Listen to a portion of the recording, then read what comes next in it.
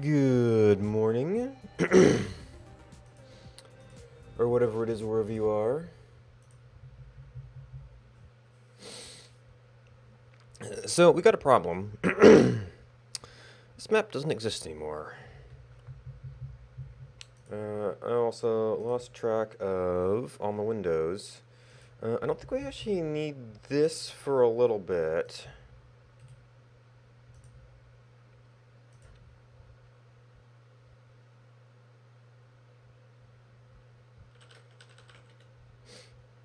Alright, so we're on here. We're going to want to roll some of this work in. I think what I want to do is I want to do some of the historical ages, as long as we have to make the map disappear at a certain time. I think it might be interesting to have the older maps appear in history.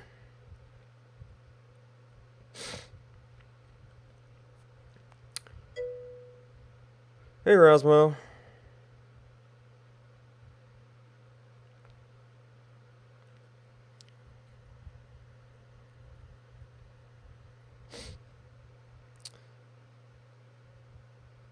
So I think so we merge the well I could merge either way at this point.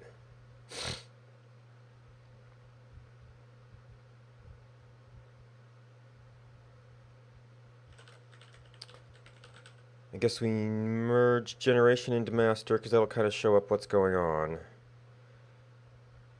And we'll have to disable object layer for a bit.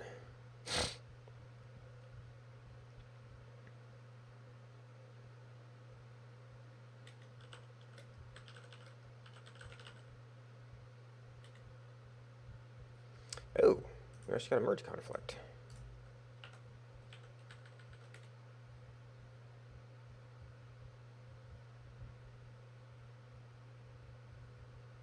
All right, it was barrier in this version.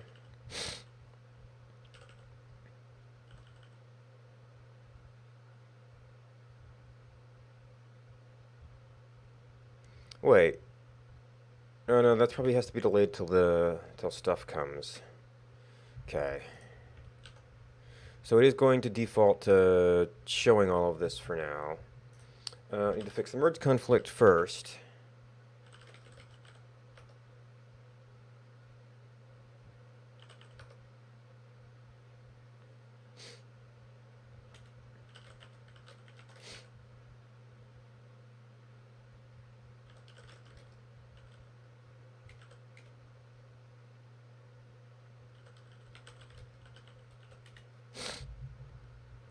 And then we have to make this serviceable for now. So that means I have to not even load all of this stuff. Do you depend on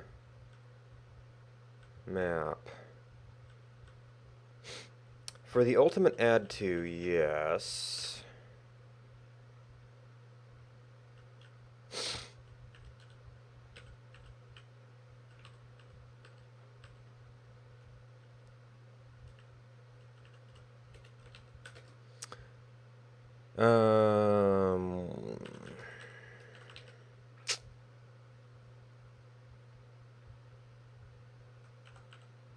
Did I end up using this? We've got grid placements.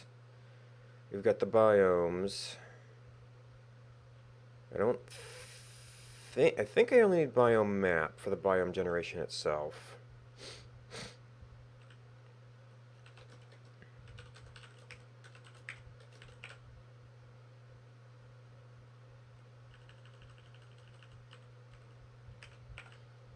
I guess I could also use this as a promise, but this works.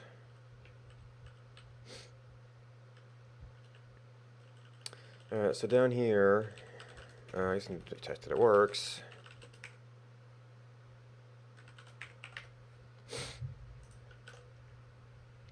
Unexpected token. Oh, 8, and the file is getting quite large. Oh, yeah, this is an actual function, not a closure. Okay. So now we just don't call that.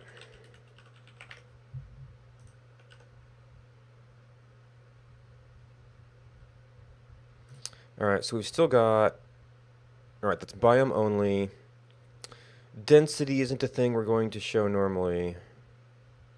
Oh, and this isn't even the proper density, it's just the base fractal for it. That's one of the biome fractals. We still got crucible around.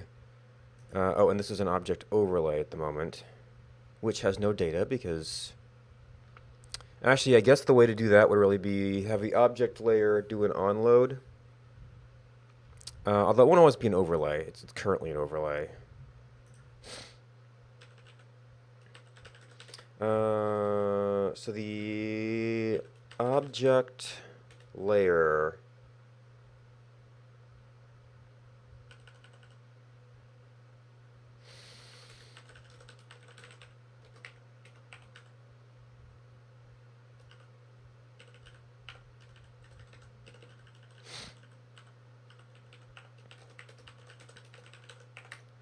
isn't a thing we need normally.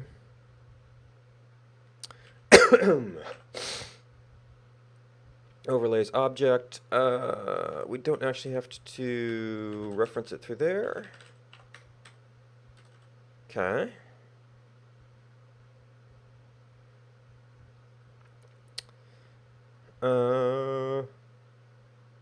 So there's object overlay, there is gradical rift, life data monuments. Those are all good. There is the soft generated biome for the main map.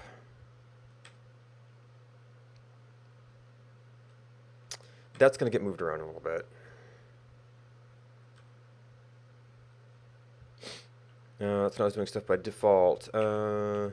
We're not going to be showing fractals normally.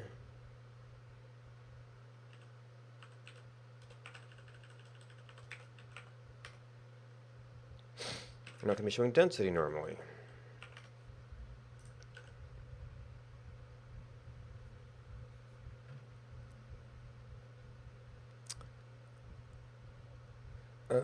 Soft biome layer for the main thing. Okay. I'm sort of interested in... Well, here's gradical. So one of the things I'm sort of interested in. Oh.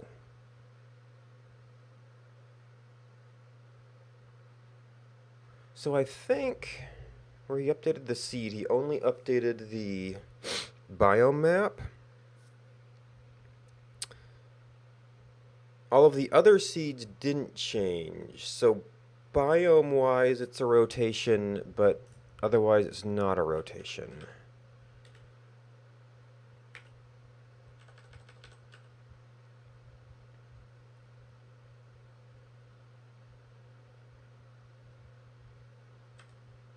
Now, and then the defaults are all defined down here, which seed offset. So actually that's a perfect place to do that. So that's biome seed 723. And to pick an example, we run currently through that line. We do 724. Oh, that's actually more different than I was expecting. Which is very weird to me.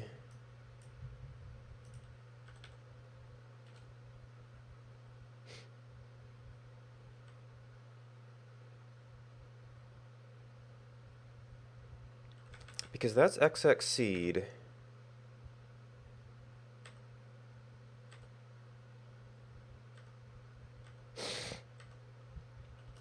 Which goes into tweak-2D at the same position as X.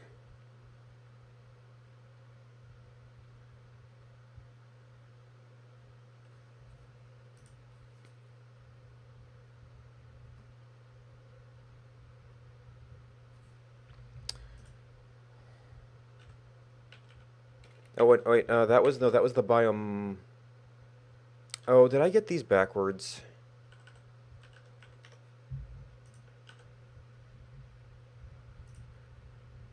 Oh, no, because it was working. Oop. We were generating that.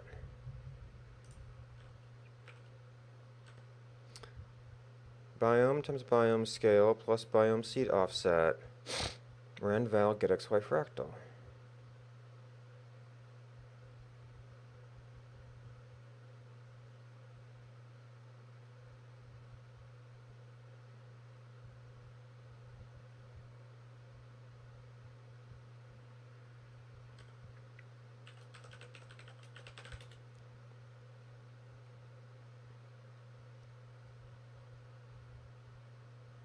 Oh wait, that's biome offset, biome scale. Oh, seed, yeah.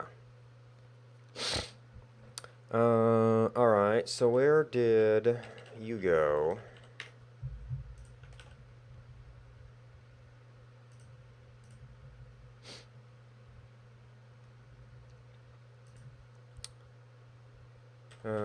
Fractal layer. Oop. I would expect that just moved over one. That's hashes for you, I guess, but...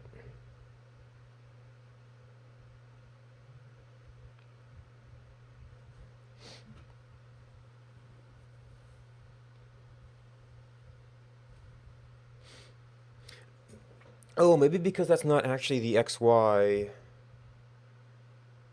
at base.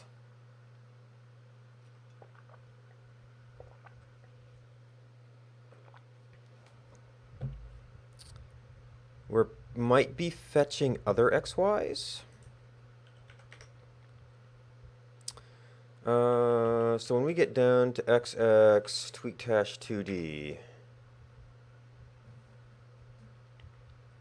those are integer coordinates, but we're interpolating between them at superscale.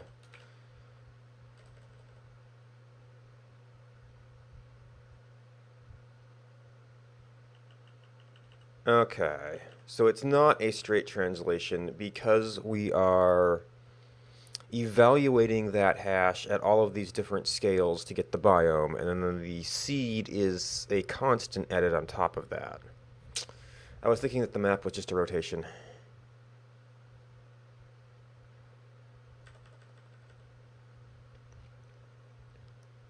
I guess that's actually good for the math, just not good for trying to find it.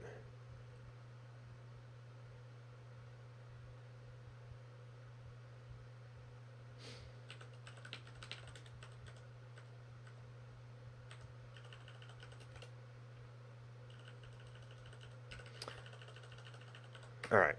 Anyway.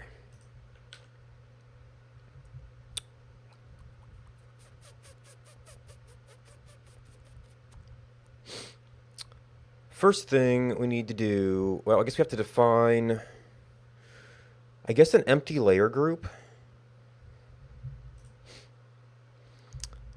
So we currently call it default.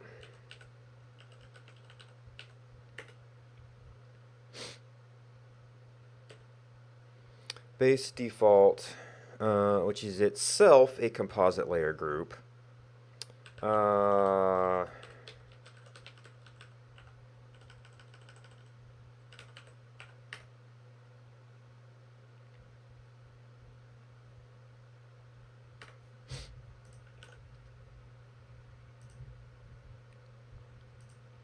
right, you can put data over that. Oh, but it auto turns on faded.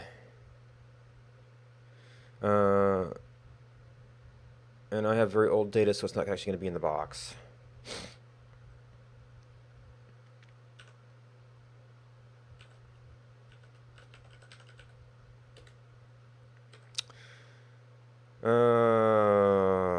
Yeah, this doesn't work.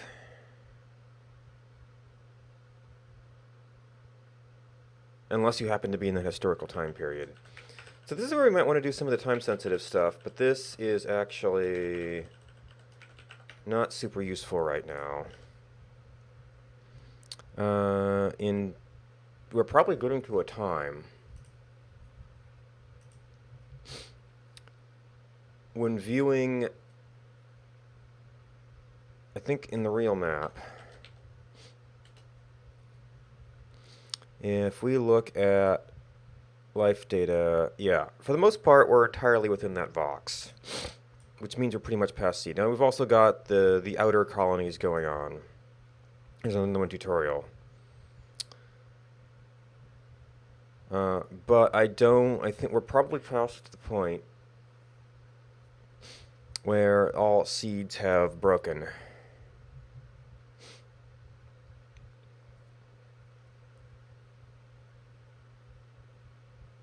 Well, it really depends on, like, initially, I guess, the first point of time of the fetched period.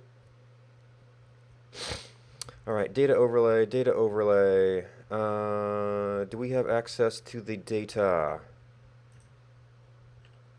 Data overlay itself is a layer group.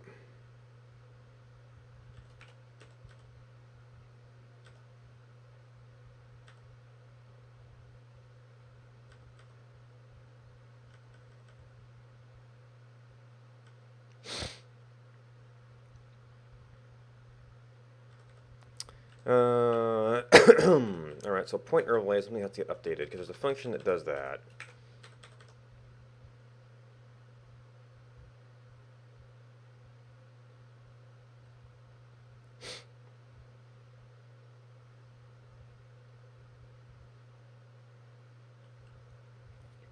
Okay, so you get a data. I guess really all data overlay needs is the min and the max. So this is set data layers.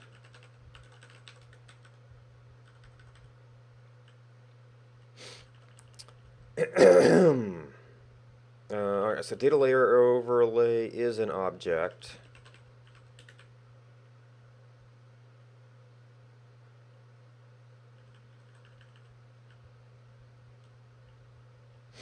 Point overlay, anim overlay, point overlay, anim overlay, color scale control.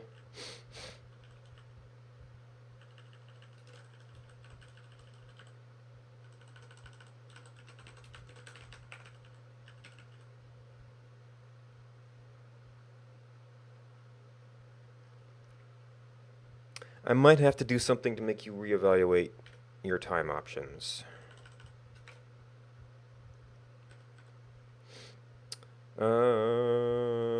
Data overlay, on add, on remove.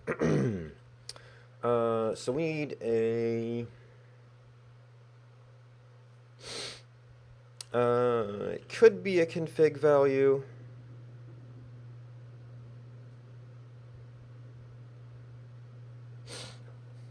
But really, I don't expect it to ever change all that much.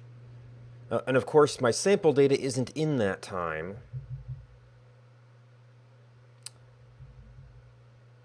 So I may have to do a data update here.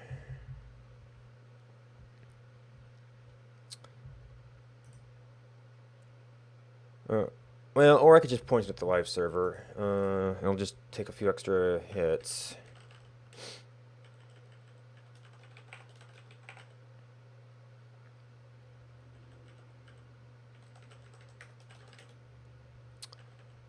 Okay. So this was Saturday. I want to know what is the syntax that JavaScript's like to parse dates.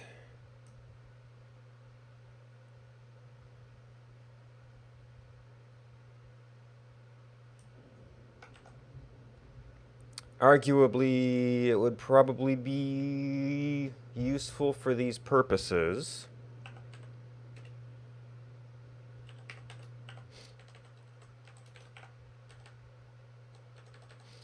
I guess I could translate it directly into a timestamp. All right, so today's Monday the 29th. We had Sunday the 28th. So a direct translation of this would be approximately here. The server seemed like they were down for a bit. So that is Central Daylight Time for a worldwide map.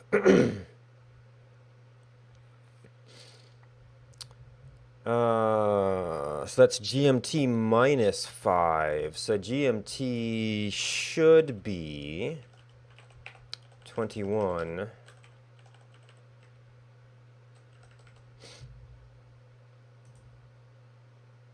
I guess that's a lot more readable.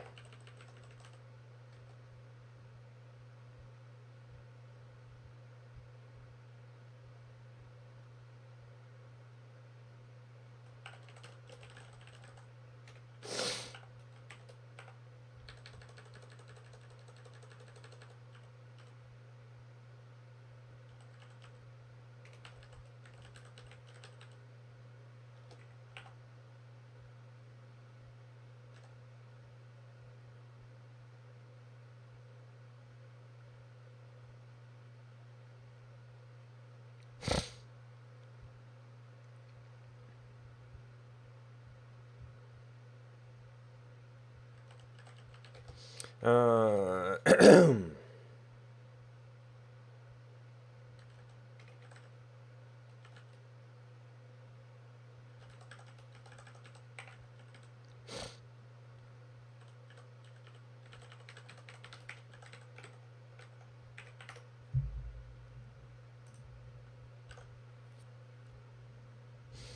okay, that turned into a timestamp.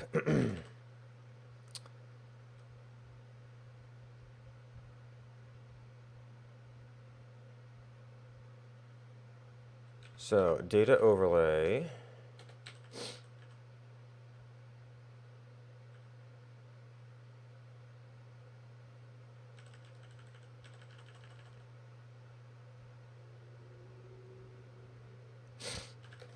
If, well, we're in a subfunction. Well, it's data overlay, so.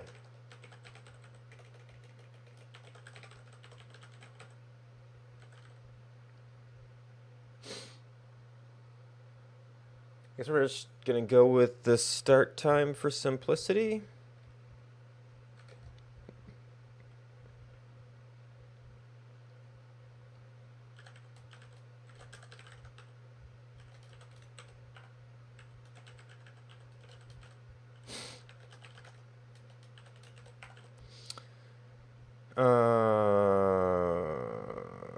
So this was just a default faded flip.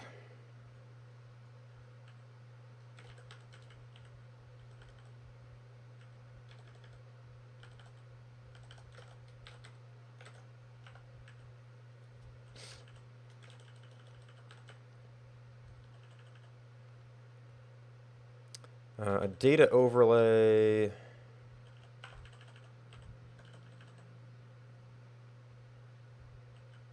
Oh, this was inside the set timeout.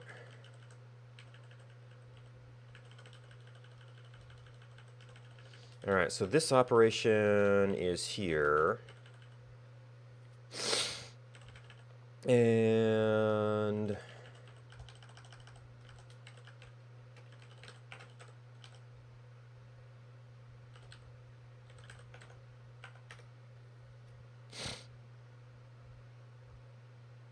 I guess when I actually have the ability to process future stuff, I might need to be looking up current seeds and things.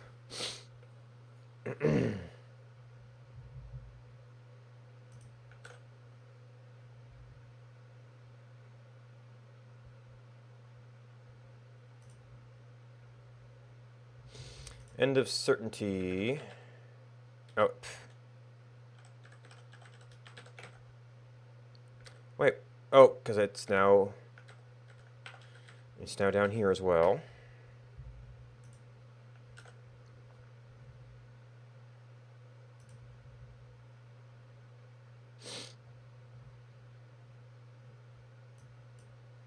And we still managed to hit the memory pressure thing.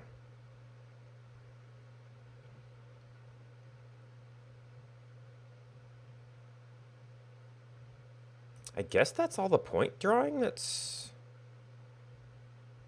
making it a little laggy.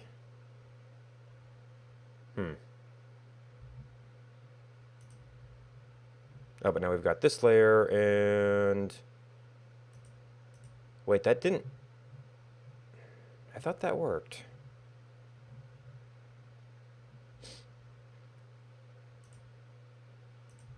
Well, I have no reference point now. Well, I guess it's just the general UI response.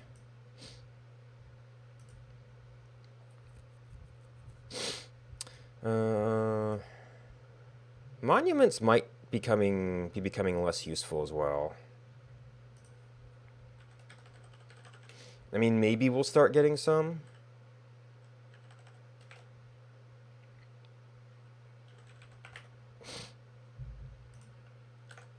But the box is our reference point now.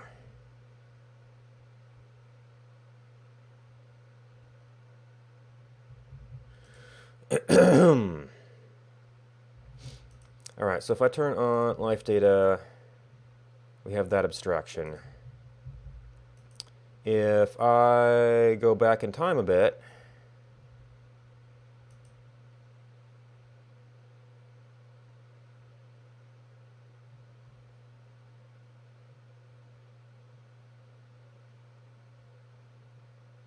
due date should have been doable. Oh, Chris, that wasn't the cached request.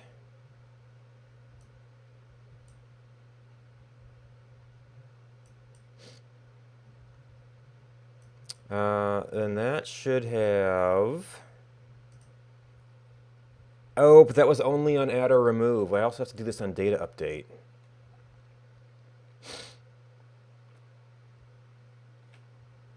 So really, there needs to be some function that updates base layer based on time. And then there's also this, which is, are we in data mode? So I guess what the default means is going to update once we get possibility for future. So this might actually be more streamlined to not care about where the data overlay's on.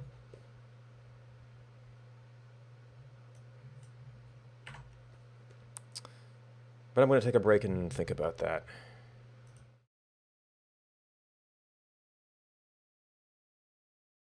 Hello, Bashful. Thank you for following. I'm glad you're enjoying my playthrough where I'm winning far more than I expected to somehow. I guess the way things are going, our next step is going to be to put on all the Titan stars and see if I can get the achievement for that. And, you know. Oh man. Yeah, like just show this giant view here. Oh. What? Now you're giving me peanut butter and bread? Thanks. Thanks, Mom. Okay.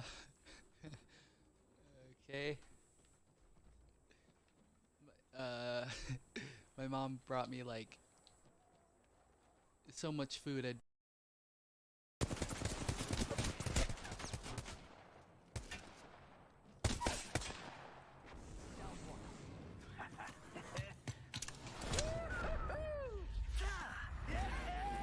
Dude, if you do a finisher while you're on the ship, you automatically fall off.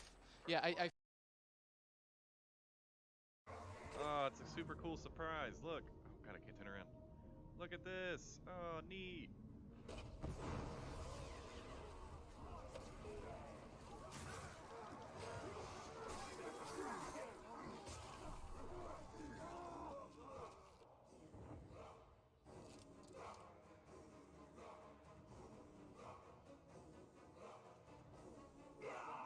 Yeah, the tower. Got a badass freaking bludgeon. Is he already broken? Holy cow.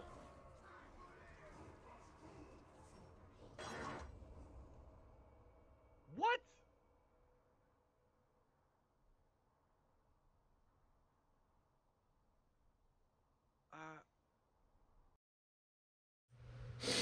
Alright, welcome back. Alright, so right now we only have two concepts of time.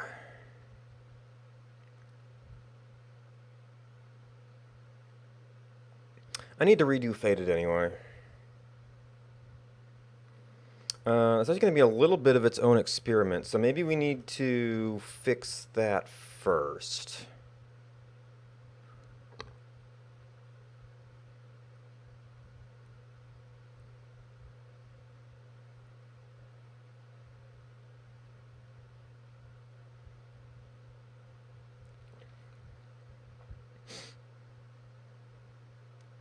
This is data overlay on, data overlay off. Really, I just want to be able to represent. So, okay, so technical question. Biome image layer. Screenshot image layer. So actually default already is a layer group. So easy way to do this.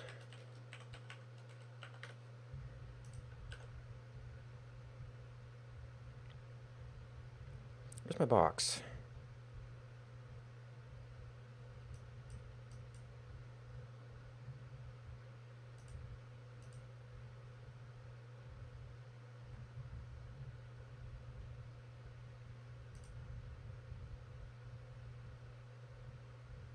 Oh, it's zoomed out.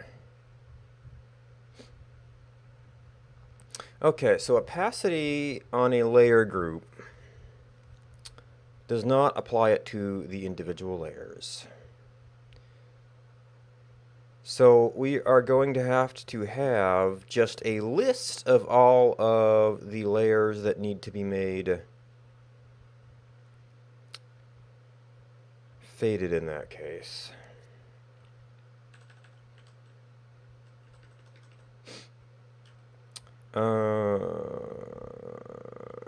Actually, wouldn't it be a list of all base layers? Well, no, because some of them are going to be layer groups that can't get that.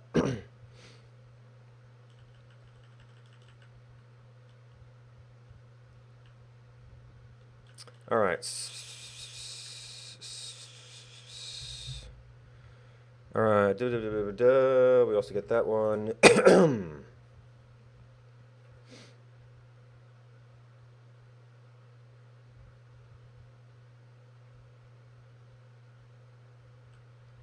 Wait. Is there a technical underpinning to this? I flip map pane.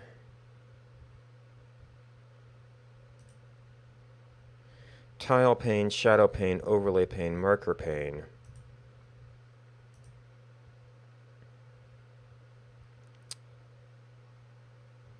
Okay, so yeah, this is a double, nothing, a single type of layer. So leaflet pane, leaflet tile pane. Is there any interface to that?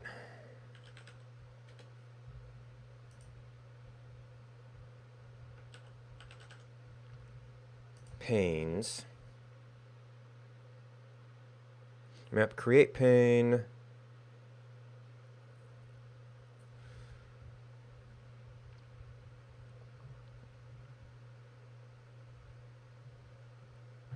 What is this under?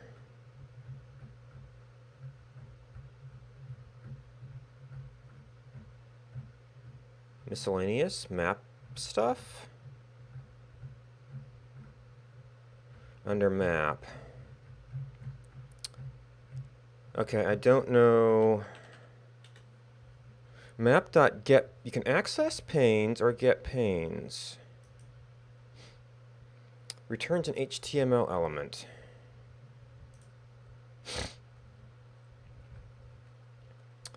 Okay. So, overlays.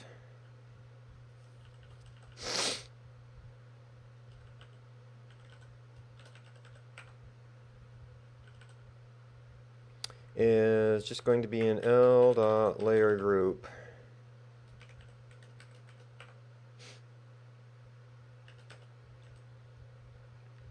It just needs to be an item in the list. However,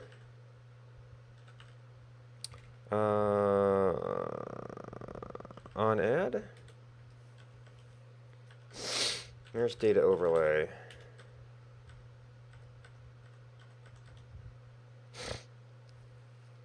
And data overlay equals data overlay. Data overlay gets. Okay, it's actually done up there. Data overlay.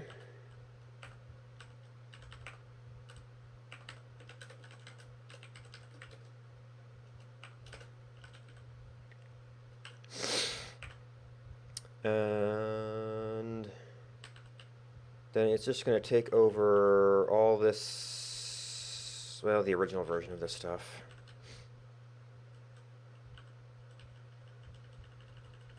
Except it's not like this.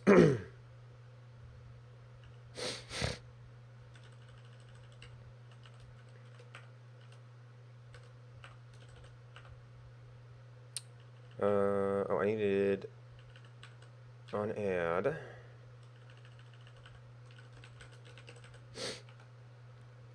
You need set timeout? You might not need set timeout.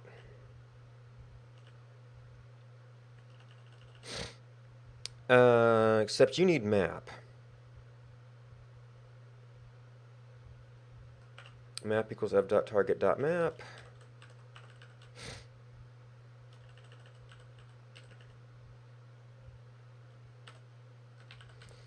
Map.getPane.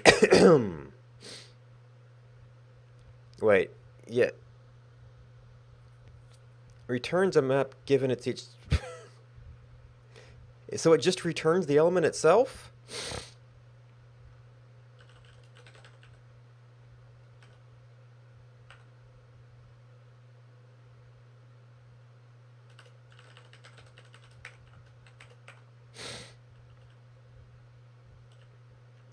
Fade equals base fade.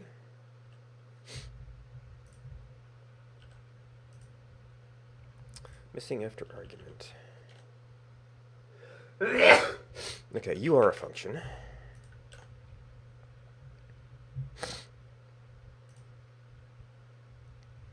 Okay, leave the tile pane.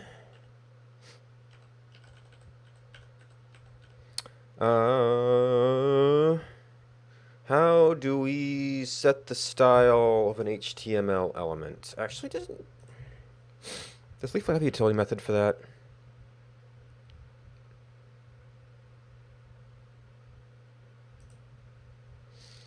Get style, get class, set opacity.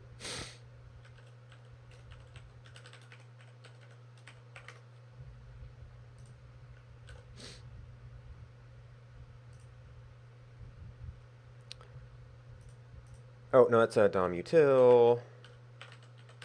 L.DOM util dot set opacity.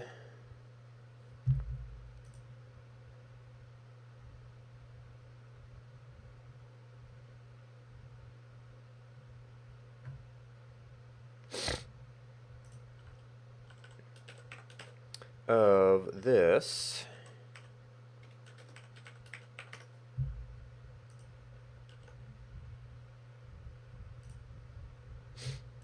And then on remove.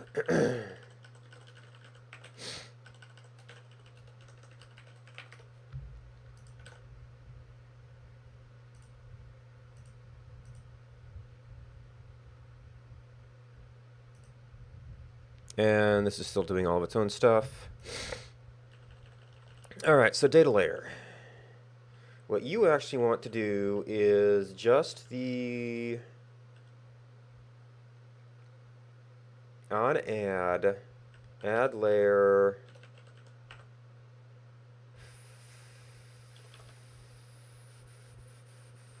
we've got a base fade. And this is actually some stuff I need to work on here. You don't need, because it's not going to depend on any of the data.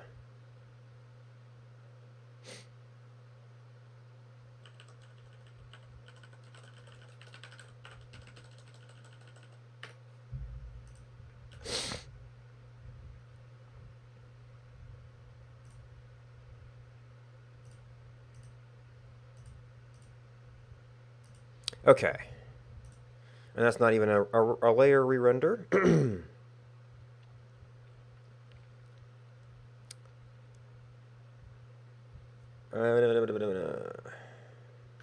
Alright, so what have we done?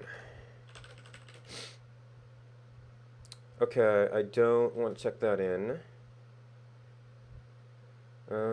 We kind of don't want that stuff up there. Mm-hmm. Yep.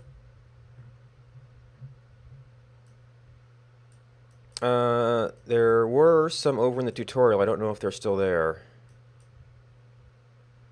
I still don't know what these random eaves are about. And there was the... Oh, the hollies are out here. They really get around.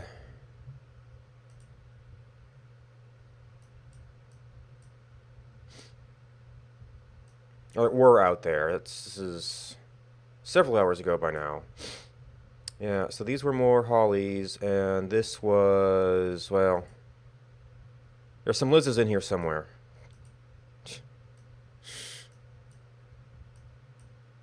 Well, first, we need to... Well, this is the live map. We need to default to this view. In order to support multiple base layers, I need to be able to fade out arbitrary maps.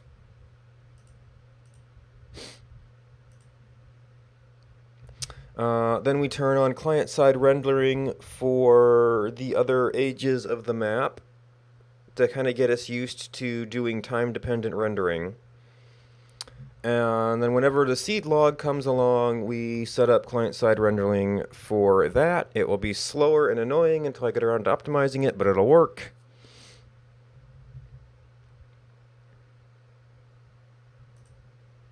I don't know if I want to deal with... That's his plan. After the age is ended, so people can't be using it to scout out. I mean, so you might still get people doing like screenshot maps and stuff, sort of ad hoc maps, but unless we go back to trying to do like mod capture or replay capture, you won't have stuff while it's actually happening.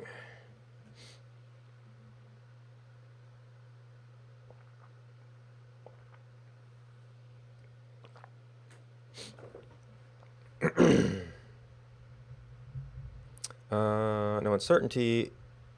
Okay, so I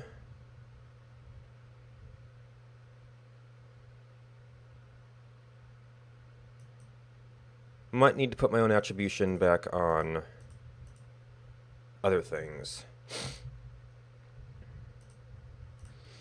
But we'll deal with that. Oh, interesting. That actually... No, it does not take off the leaflet. So what is the leaflet attribution attached to? The map?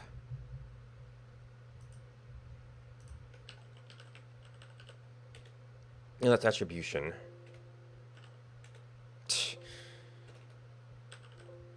Attribution, okay. Control.attribution. So that's the prefix string.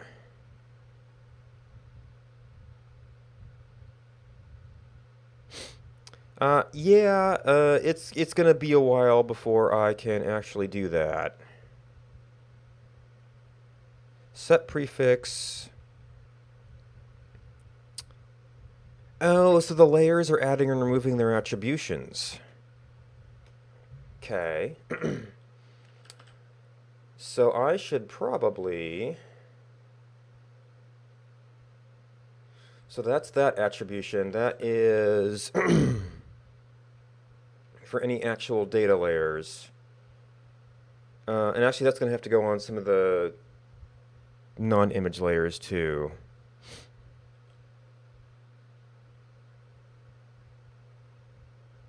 All right, so we're going to have to deal with that in a little bit. All right, well, this is going to be messy, so we're just going to not worry about turning that off.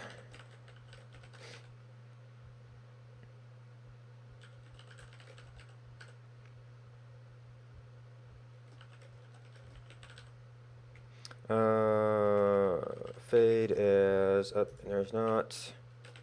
Faded actually no longer needs to exist.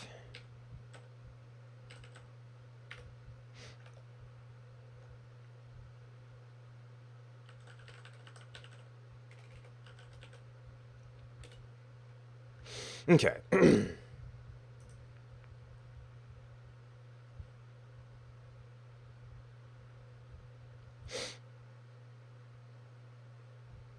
So now we need to deal with, so data overlay has its add remove. Really, this is going to be when we like set data layer and get our range.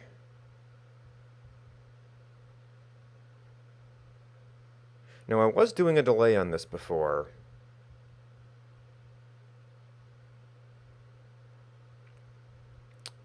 I don't remember why. I guess we'll find out.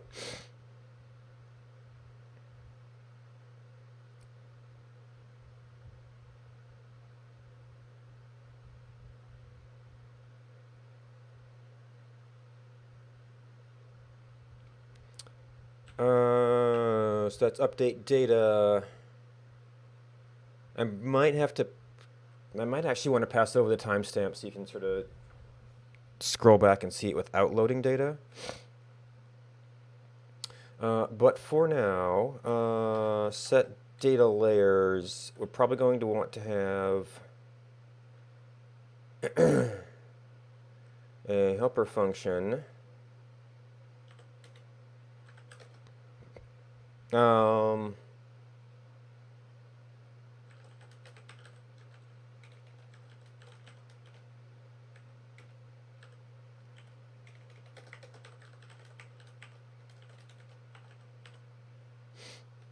I don't really know how to handle ranges right now. And I may eventually have to do like previous time, new time. But to get us started, if t less than end of fixed seed. Yeah, this is JavaScript. The UI stuff is in Elm. I guess I could do that logic here and then just tell it which base layer to put on. But I might want to update this if you are viewing the time period over a layer change.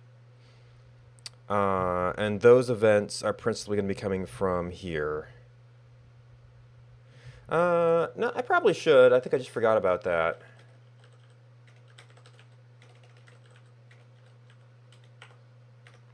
Setting stuff up.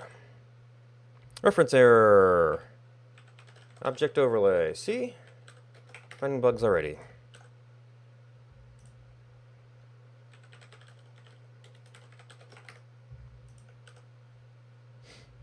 Only missed 2.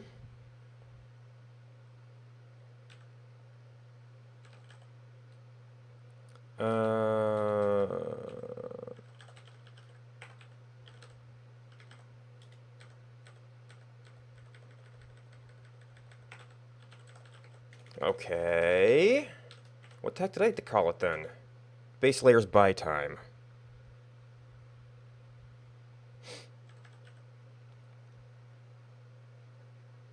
Yeah, those got exposed as globally visible variables, which, I mean, we're mostly running one program here, so it's not a big deal. So unfortunately, what we have to do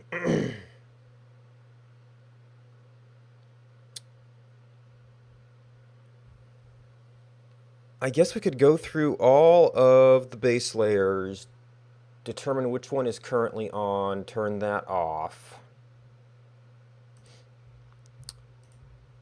Because it is just those base layers. I don't suppose the control thingamajiggy has a thing to pick one.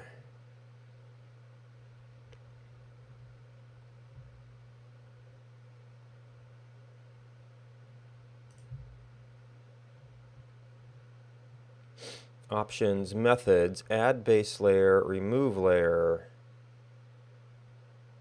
Nope. I don't know, sometimes it seems like when you set it, it handles the radio button. Other times it seems like it doesn't. So if we did, you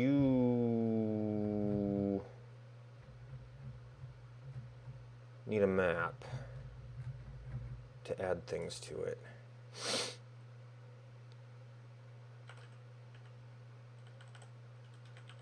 Maybe we assume we can get that from whatever's calling this?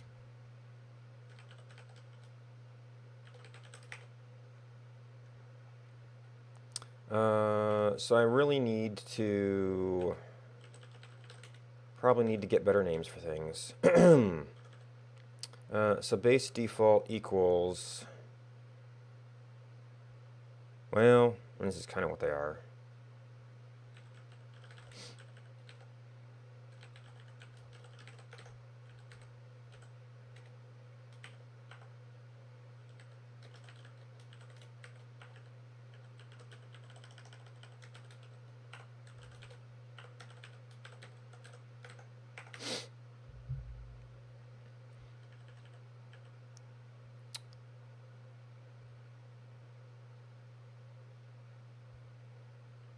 And you don't have a map, but we could ask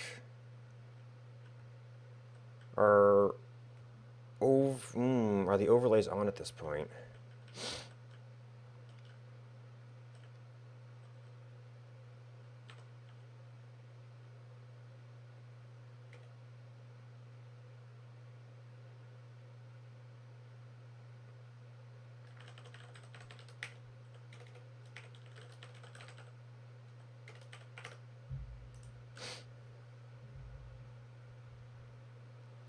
Alright, so that will be when we load data.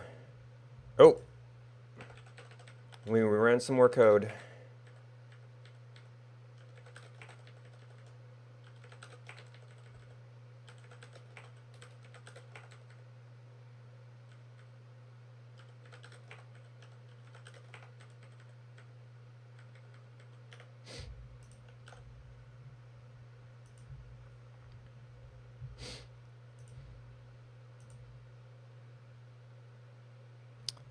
Alright, looks like it's got to be map.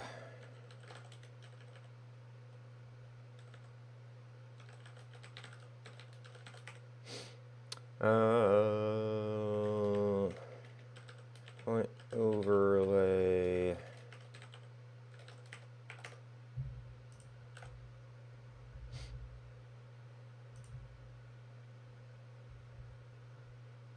Okay, this is definitely after the time.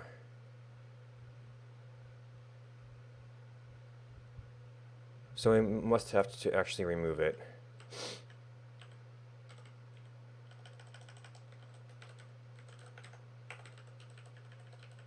Yep. Remove layer.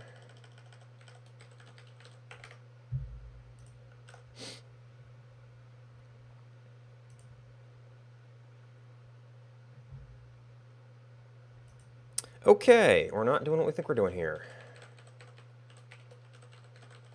Or this is the set timeout thing.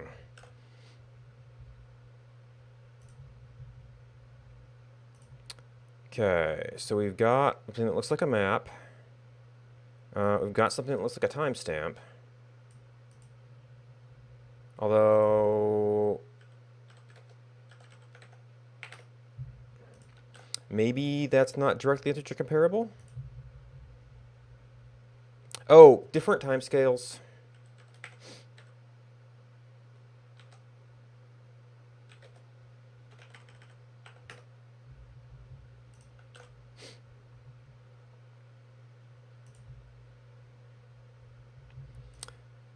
All right, so now, by time, do we need to do this in fact?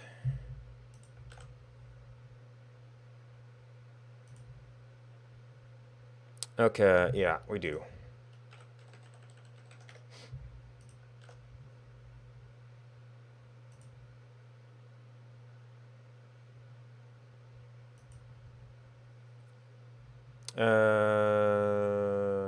Okay, that's just by time. You can still switch back to this and wait.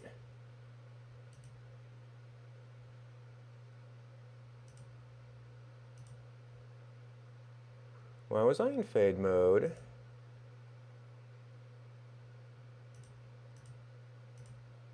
And why isn't this control updating? It used to be really good about that. Maybe only when it re-renders? No, we're in permafade now.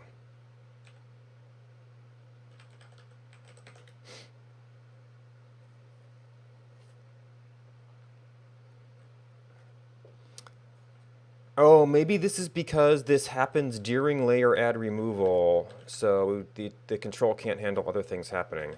Maybe that's why I did it.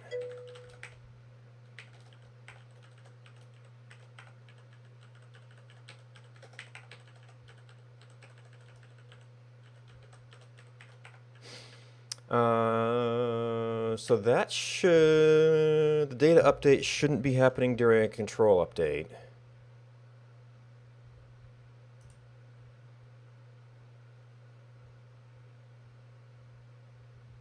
Oh. Set time. Up, set time out.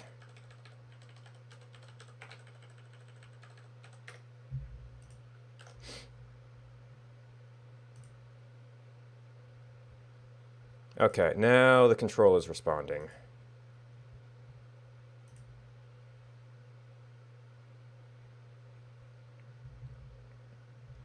Alright, so if you load data, it will be accurate. I'm still not sure what to do about... I mean, eventually we'll be able to show seeds, but just showing a blank map.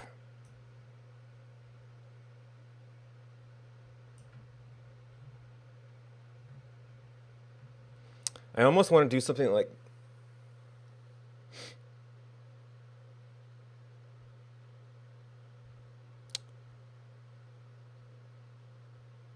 Well, for data, I want a truly blank map. It would be nice to put something on here so that if we did just have this start at current time, it would say, yeah, it's working, it's just not, alright, because data is on, so fade is on.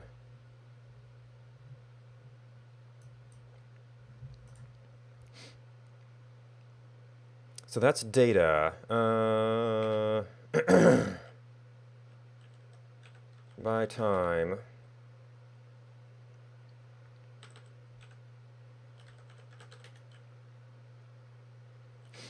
Alright, so this is actually, that kind of takes over this, doesn't it?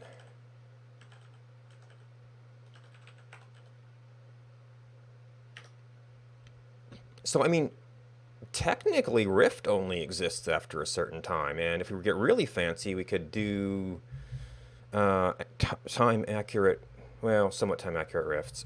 T is not defined. Ah, yes.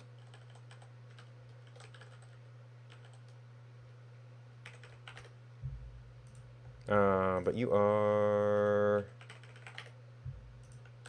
in point data space.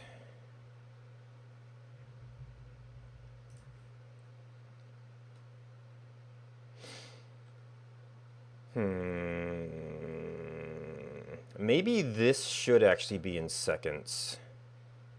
Or in JavaScript timestamps, because I also have to deal with that in the...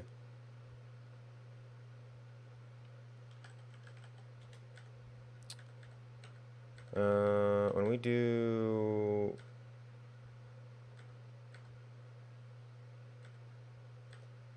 redraw...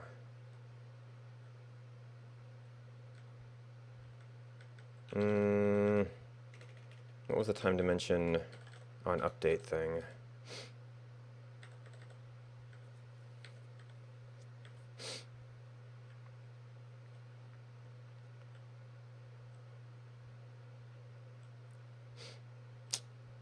Time dimension control.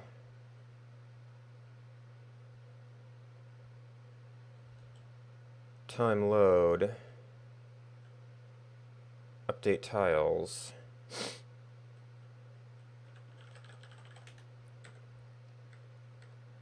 Okay, that's going to be every tick. So that takes ev.time. For our purposes, this does translate down because it's that. But if we're going to get time events and then compare it to that,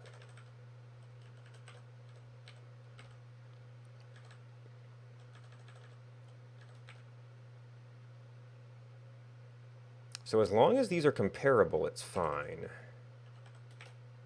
Oh, so the difference here was that the min and max I calculated in this spot was in...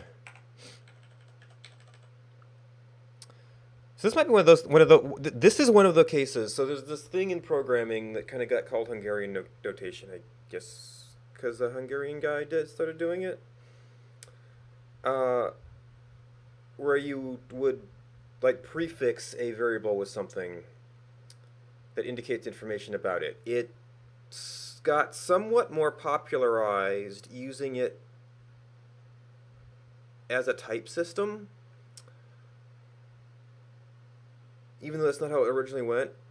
So people would do like I for integer and F for floating point and P for pointer, which, since this is particularly common in typed languages like C, was not really all that useful. Where it was originally used, it was originally used, I don't know if it was the original use, but for example, in a system with multiple coordinate systems, I think it might have been like Excel, where you might have a coordinate system for drawing something in a cell, in a chart, on the screen, versus relative to the origin of the spreadsheet itself, which might be scrolled off. Those kinds of coordinates would have different prefixes, so you could keep track of which coordinate system you were in. Time might be one of those kind of things. So it's actually not even T, it's min. So min here, I have not prefixed, is going to be in point data time. This is going to be in a JS time. Or actually, I guess milliseconds is really, it's milliseconds versus seconds. But end of fixed time seed, this is going to be like a milliseconds end of fixed time seed.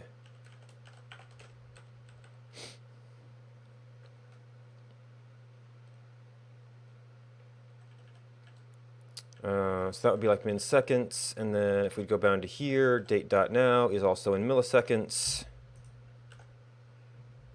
Should we start here? If we view some life data, I got that backwards now.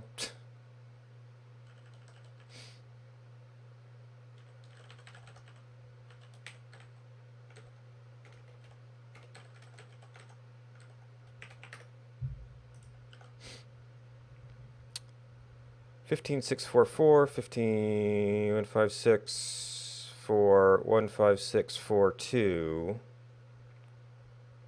Nope. 156 Oh! The beginning of the data is still pre. So if we did this as max, that should not be within the window. Okay. Oh, you know what I was doing before? I was passing t, which was 0, because it was nothing. Okay. So that's not actually much. Well, I could shrink the window to make it more of a real test. So if we go, that should be well within the uncertain period.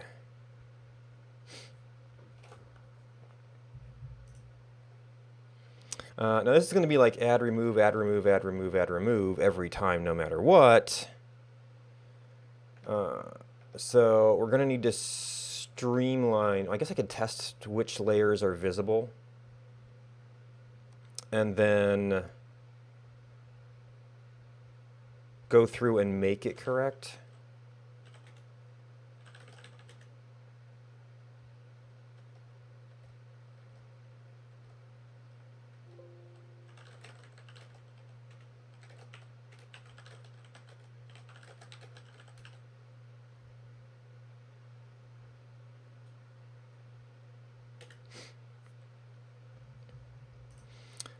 And then to be really fancy,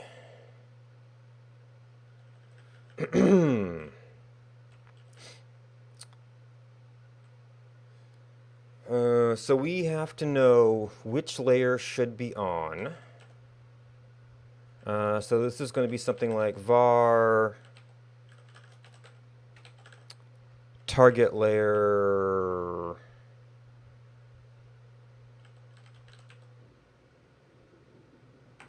we should really just set this. So then this sets a target layer to default. I might need to rename this. Or target layer to uncertainty. And then we need, what can we do?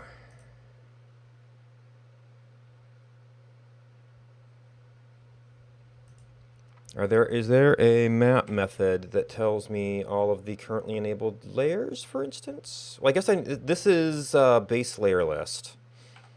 So I kind of need to go through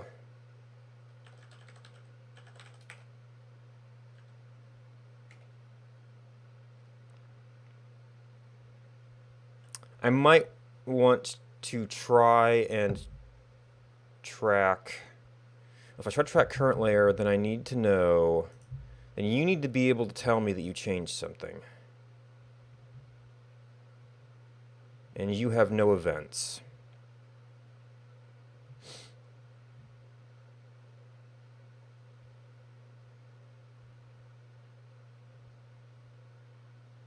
So I would just have the individual layer add, layer remove. I would have to know if it is a base layer.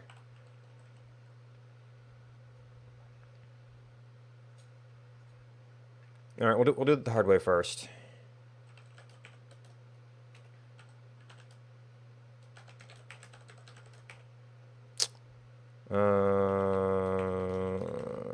Keys. And I think mapped has like a has overlay, has layer.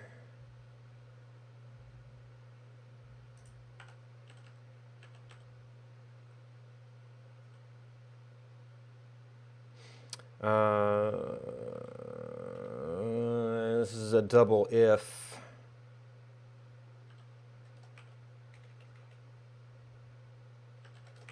If map.has layer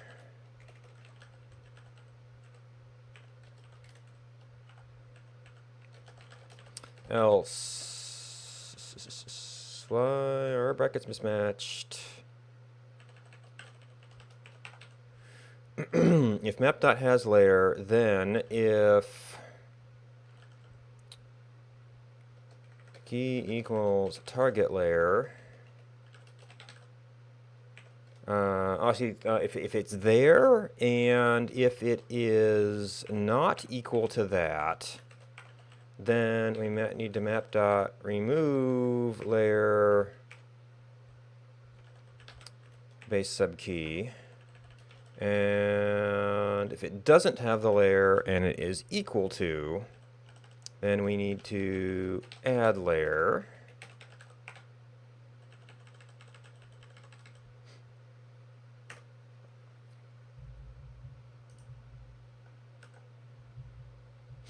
Assignment undeclared target layer. This is one of the things you get out of this. For misspelled variables.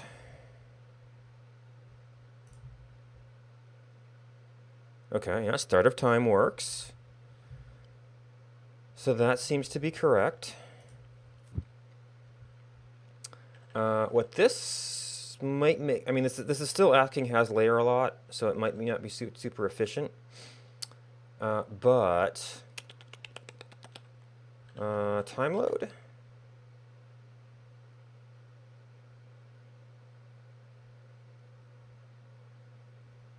That's going to be an event. You're not necessarily going to have a map.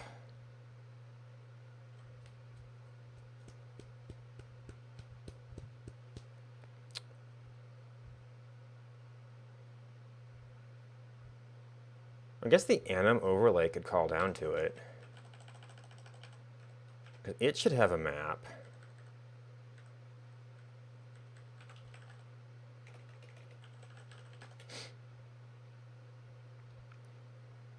Except it's doing that version of time.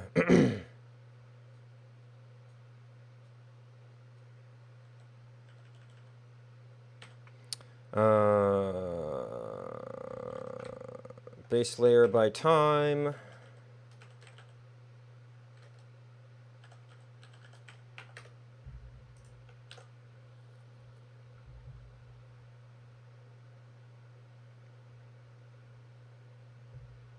All right, data. Oh, map is undefined. 962. Oh.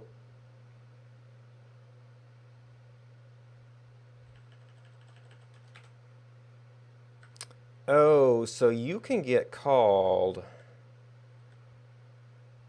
before you get attached.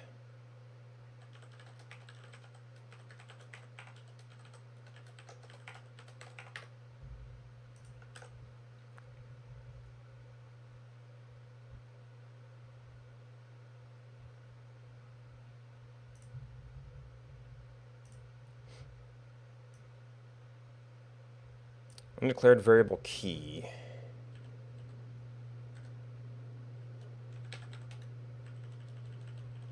Assignment to undeclared variable.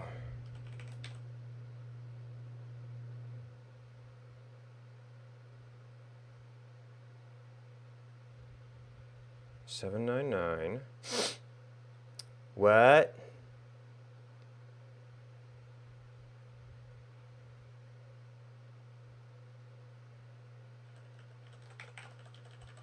Or have I just never enabled times that turned this on? Oh, it's supposed to be var. Just nothing, piece of code we hadn't run yet.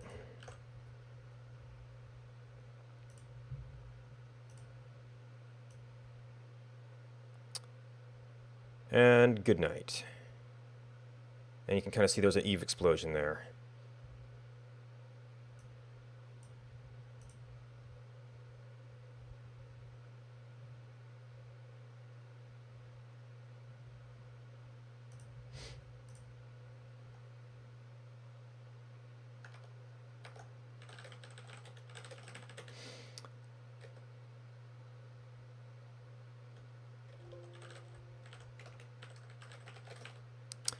Update base layer while animating. All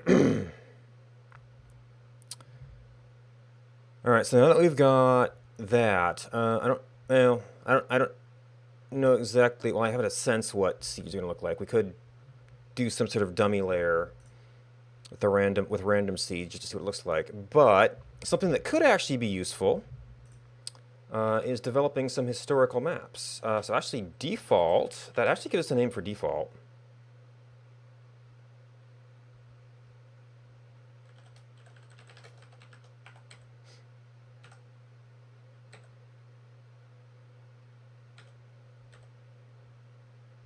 That really took over that.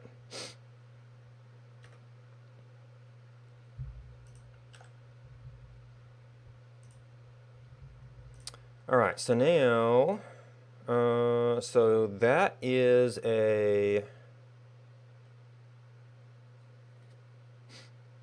so we've got the screenshot image layer. That was the layer group.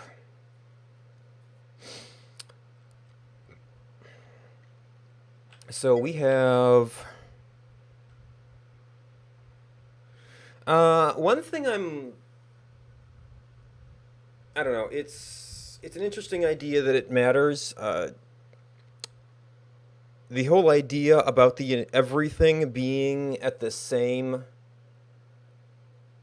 stage of the arc kind of removes the aspect of it where it was a drop in, play something maybe different, and you had the possibility to jump between lives in different situations. I always kind of liked the possibility of, you know, finding the ruins of an old civilization, which has never been super well supported. For that mode, you'd want to turn the map clearing code into processing timers, you know, very, very slowly relative to normal on-screen. And then like assign different decay times to, you know, wood and pottery and stone. And have you know, some randomness in there, so you could kind of have this like partially decayed thing that would sort of be appropriate to it. So I kind of miss that aspect, or kind of always wish we'd had that just sort of. And I mean, that could be in a. Maybe it needs to be a limited map to be a little bit more like a world appropriate to the population density of our world. So probably bigger than this, but where you would still kind of have areas that might live and then die and then get found again later.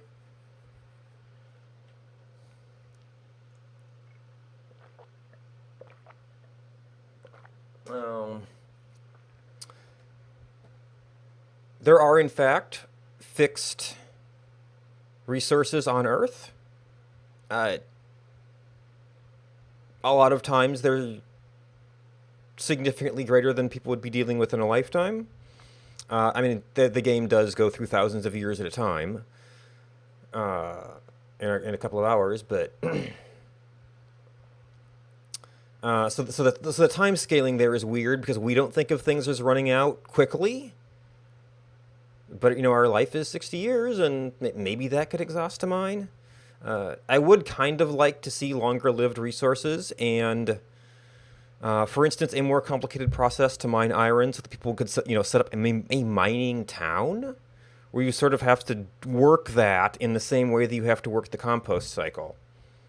The hard work opens up the possibility of making, like, you could, like, working a mine actually hard work. You'd have to work out some object juggling in terms of, okay, you use the pick on the mine, and you've got like mine plus iron, or maybe mine plus a rock instead, and then you keep whacking it, and you know use maybe it's like 1 or 2 food each whack. And you actually set up like a mining town there, and I guess I guess the process of if it was hard work, that mining towns would also become like baking towns to feed the miners. All right, so Jungle Age. So we have biome layer.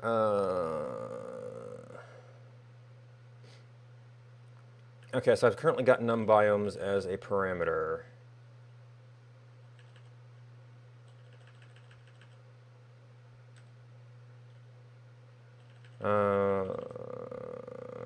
So that's our base biome, which we're not using right now. So base.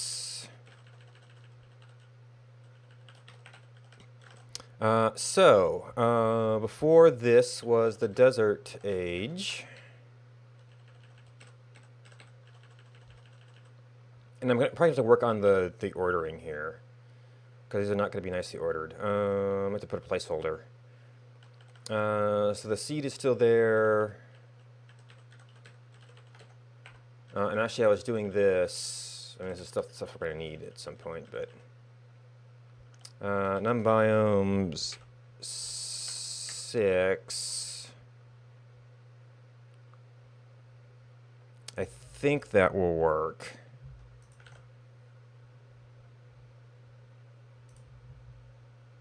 Assignment undeclared H. First time we've run this.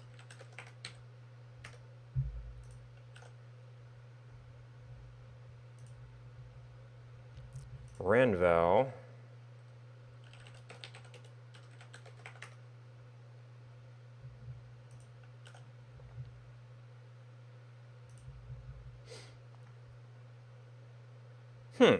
Yeah, so Origin actually wasn't very affected by that.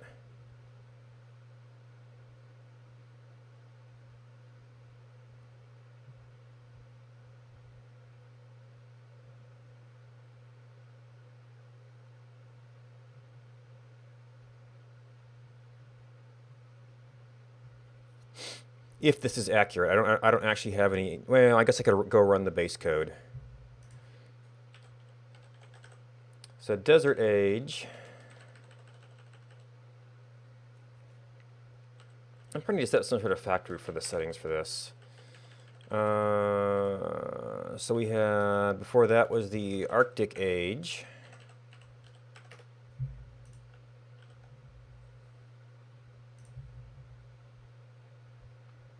Oh, wait.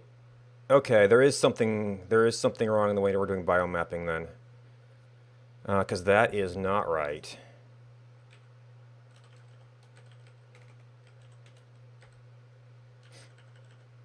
Okay, so this one went on the end. That did tilt the biome map. So I cannot use that as a global.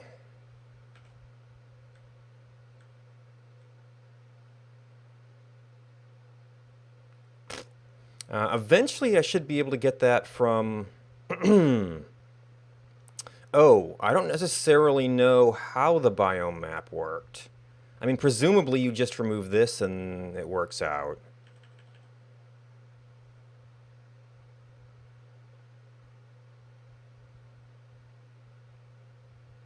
But that left in Arctic and not that. Yeah. So that must be you. So presumably we remove this and it works out okay. But that is actually potentially going to shuffle everything around. Well, the seeds are actually based on these numbers.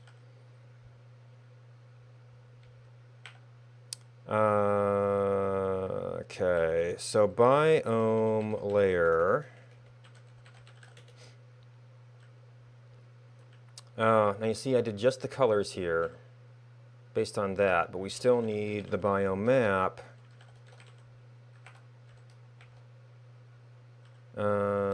This dot options, and actually since we're going to refer this in a tight loop,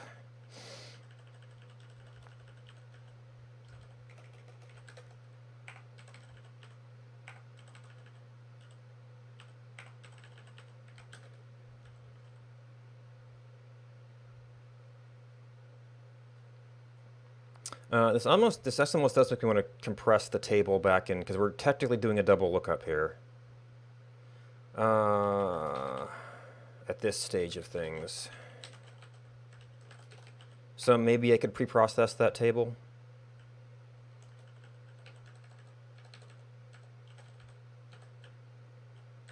All right, so you need biomes.forEach.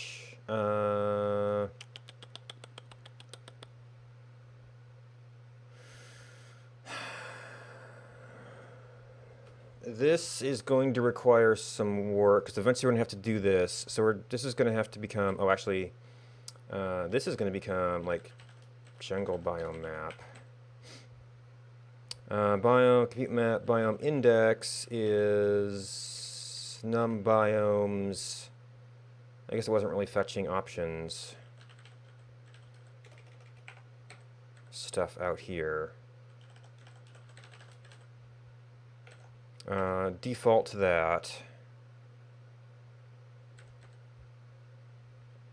That's a local variable now. This, we're just going to have to use something here. That's the only data we've got right now. Options dot, options dot. Okay, so biome layer. Biome map is no longer necessarily a big global thing. And this isn't even by the color map. So Actually, this will work.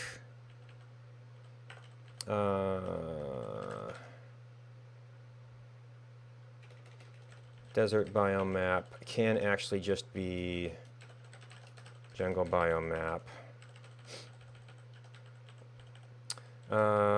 Arctic biome map is actually, I should start from here or from there. It doesn't have that. It doesn't have that. So hopefully that's correct. And what was the last thing added?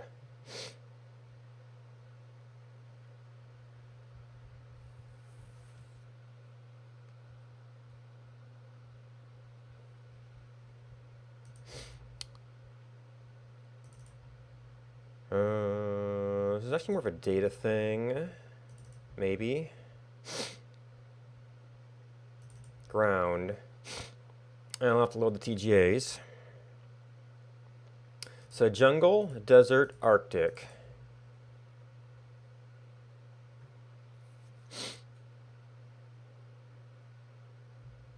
It was Badlands.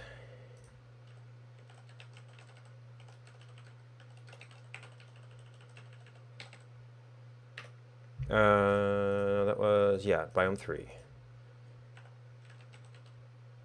Badlands color. Where was the first place we need this? We need it there, which is actually up there. So yes, this is no longer like a big global thing. This is down we're dealing with jungle colors and maps and things.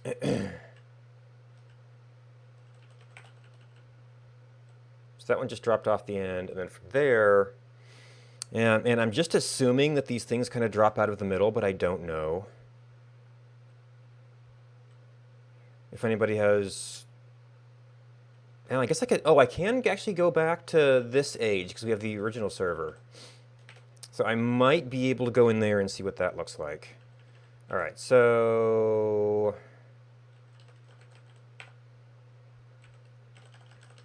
desert age. I guess that actually takes care of non-biomes in a sense. I'd actually have to have desert age be a shorter array. Biome map. Desert biome map. Arctic age.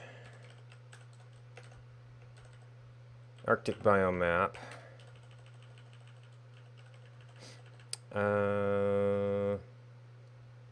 Yeah.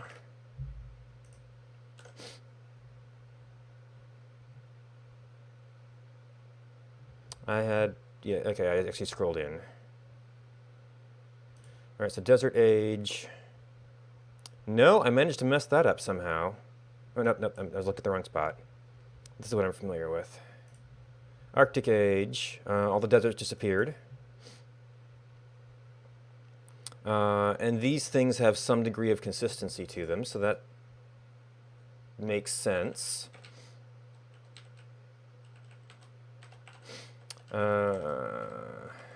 And Badlands age.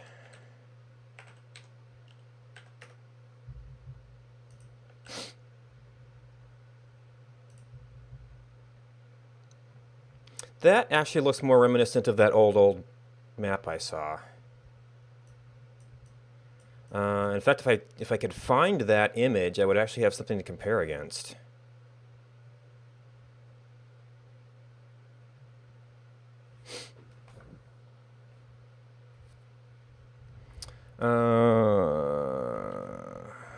Man, how would you...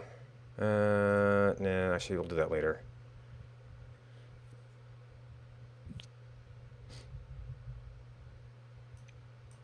But that might be something there. All right, so this is not in a good order. I guess one way to do that is placeholders. We see things in the array.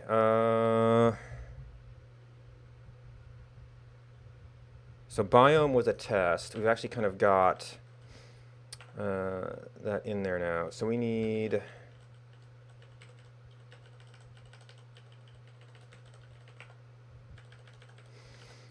so it was desert age, Arctic age, Badlands age, and biome. That is still the biome generation of the jungle age. But we've definitely got rendering tests in here. And I guess the good news is that these old ones have to process fewer layers, so they can actually be a little bit faster.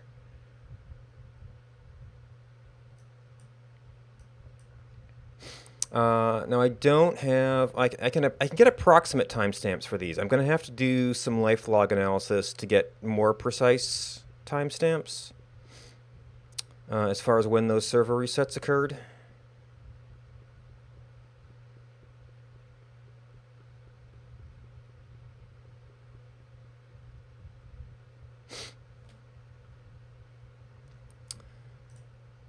Okay, but that is a step.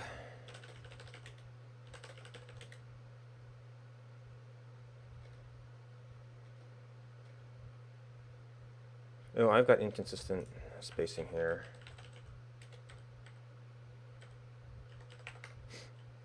I mean, I guess these sort of could make sense together.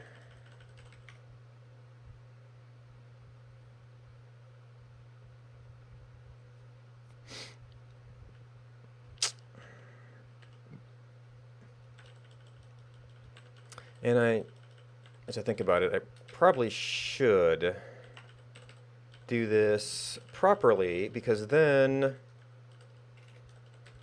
All right, num biomes. How do we use this? Options.num biomes. Once per map index. Twice per map index. And I guess it saves you something.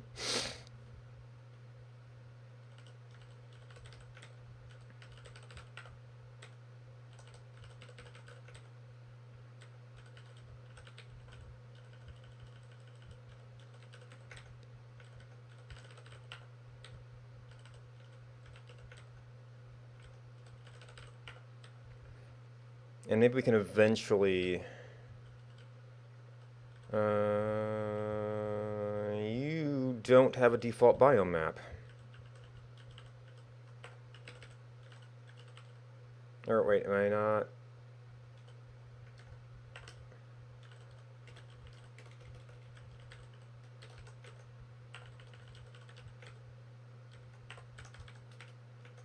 Yes, you don't.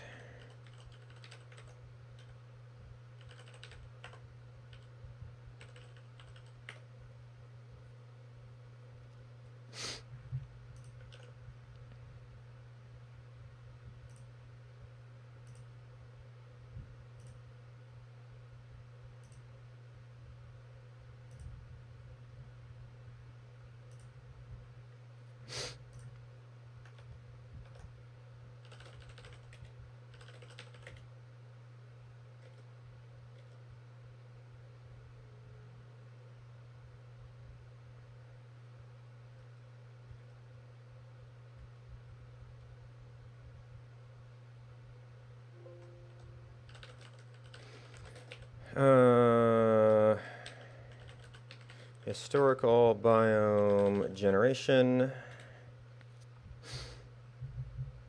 Now, when approximately did these go in?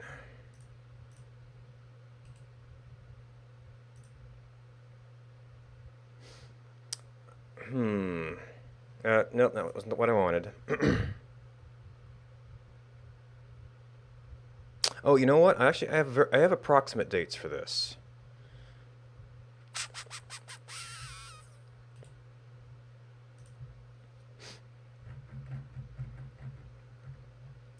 So I think it's like one of the first updates. So approximately, and actually, since we know that Jason now does updates like a day later, this might not be perfectly correct. But actually, it might be good enough to start with. We don't know what time on this day. I guess given that delay, we could go with like midnight of that day.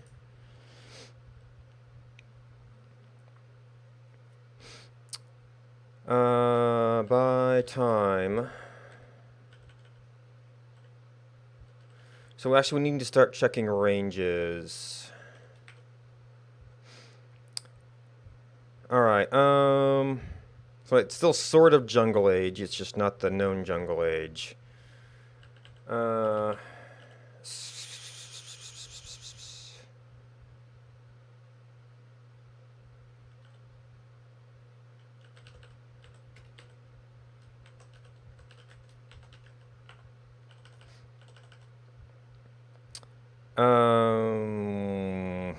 What formats can we process here? This would be a little bit easier if I stayed in this format. This would be like what 127. So that does give me, that seems pretty close to, and that's significantly older. It's actually almost surprising how much older that is in terms of countdown.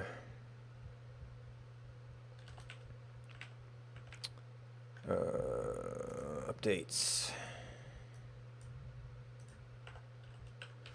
2018-030. Wow, actually Arctic was real soon off there. Start of Desert Age.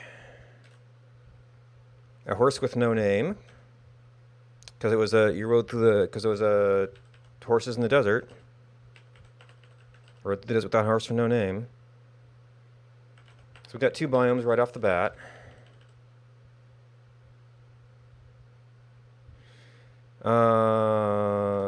Start of, and actually that was it.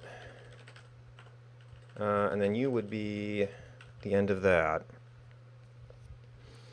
What was Jungle Flora? I guess that was the first fix of temperature system, and then that created the standing around in desert era.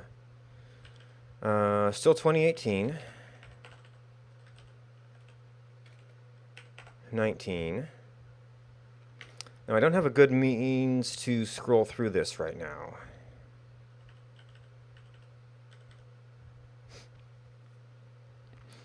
So I guess we go with if ms less than yeah, because I'm copying this. Start. Nope, I did not.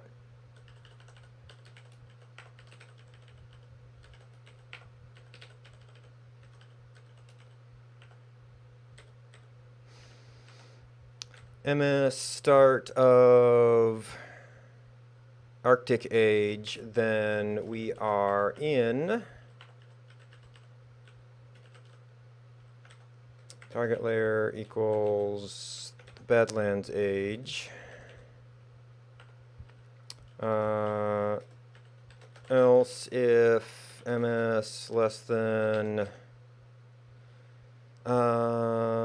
start of Arctic age.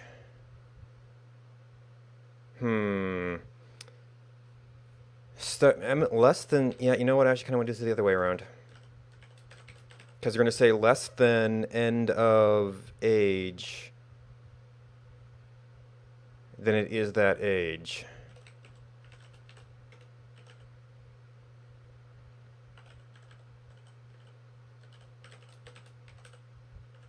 Although I guess it does sort of make sense that this was when that was released.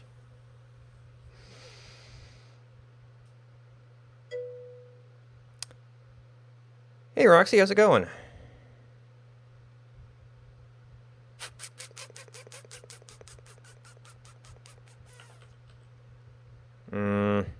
I'm uncertain in my naming.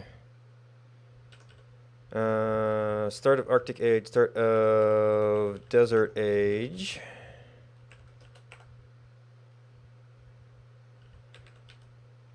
Then we are in the Arctic Age. I guess I could go the other way. If ms greater than ms, but now this is an end. So then it would become start of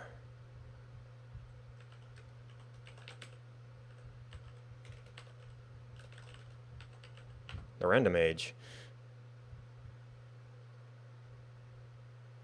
Although if we ever get another biome, then, well, that I'll have to have different biome layers then, I guess, or something. Oh, I guess we have. This is like the random jungle age. All right, if it is greater than ms start of random age, then target layer is uncertainty.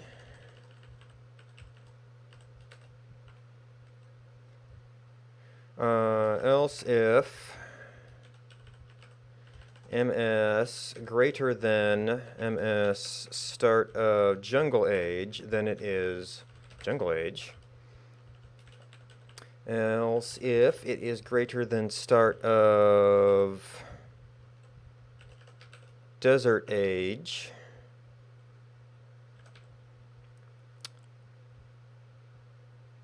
I guess I could actually do a table for this, and eventually I might have a... I wonder if I should have a table for this. Or I may have eventually have a database table in the, for the random seeds once we get them.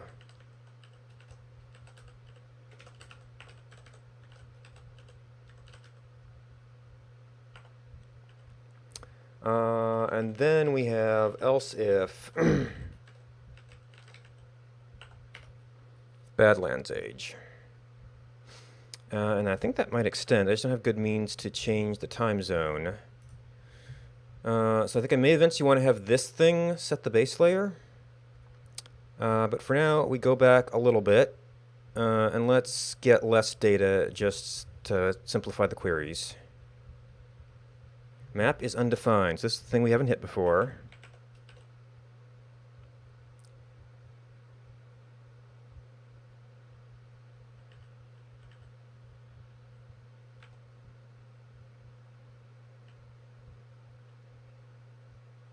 So this would have to be... Thanks for the host, Roxy.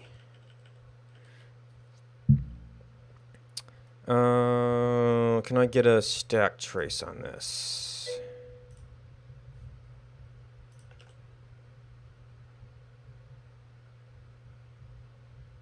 Actually have to go in here and...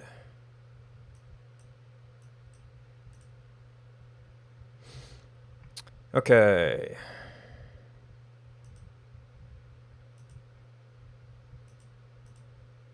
Set data layers. Oh, I thought I put a test in for this. Oh, this is a... Okay. This is a different place where that might happen. Base layer by time. So this needs to check. Point overlay redraw. I thought I put a test in for this.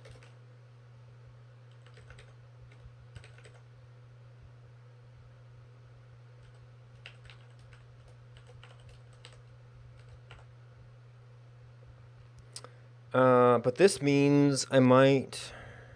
I might not get it. Oh, because this is doing the data layer update before showing it.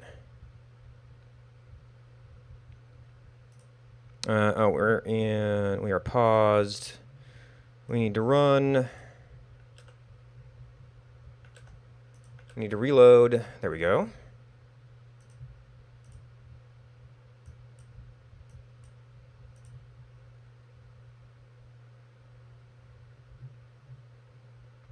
Okay, there's my data. Do we have another issue? No. Okay. Well, I may not have actually run this code. Okay. Jungle Age. So I need to solve this thing somehow for the first load. So where are our dates? So back before 11/2018. Wait. Oh, because that's on a different server.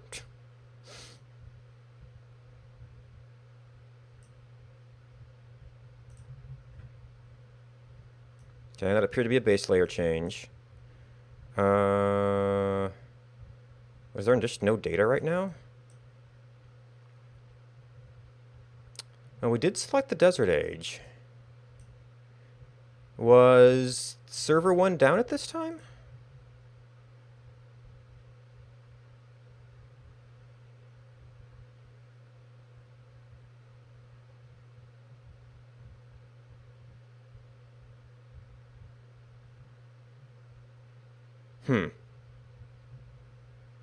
Oh, but we had to go into time mode earlier, so that's not going to show us everything.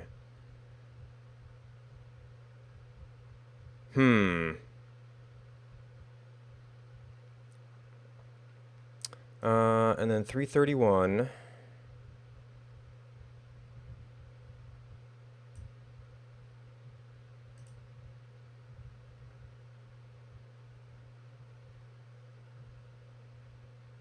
All right. Okay. So maybe the 1 hour is just too small for certain things. And this is Arctic Age. So in theory, if my map generation is right, and there's a little settlement there that maybe people are on the plains.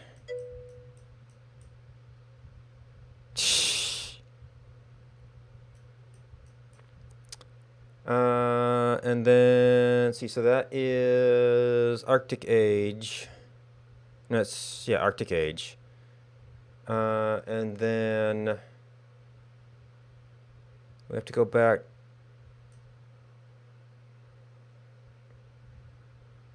Wait, so was there a time before? I only could go back to... So that might actually be able to update that far. It's probably midnight. I may have to reevaluate my beginning of time. Oh, this is the beginning of the life logs.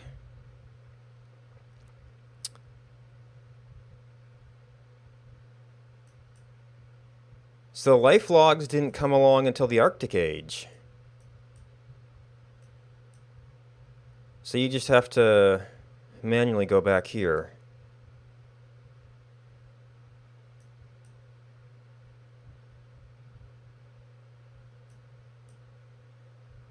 And since we are in data mode, it's all muted.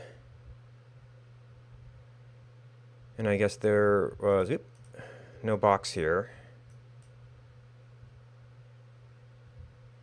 Ah, that's the API you're talking about. Yeah.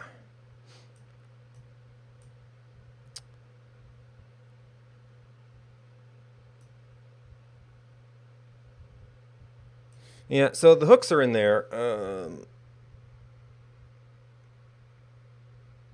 Since there's no data to view, you're pretty much just left manually selecting your age. Hey, Neverblink, how's it going?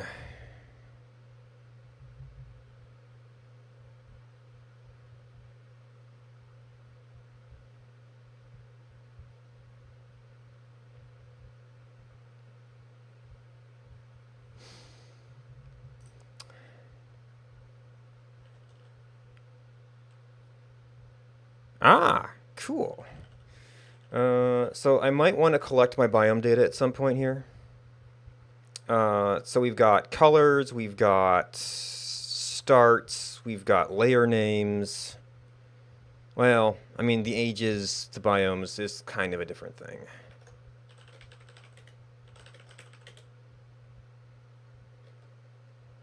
Oh, and then I have to solve that map initialization, that initialization problem. Okay.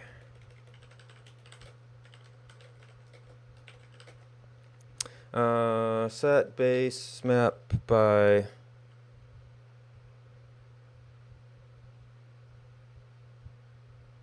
Yeah, I don't know if I'm going to be able to handle the data for that, but we'll see. I mean, I was really thinking we might eventually get mods to capture data or people to do something to replays, but that would be I would figure that'd be a relatively small portion of players doing that data gathering. If he ships everything, this is not my game. This is actually going to there. This is Jason Rohr's game, one called 1 Hour 1 Life,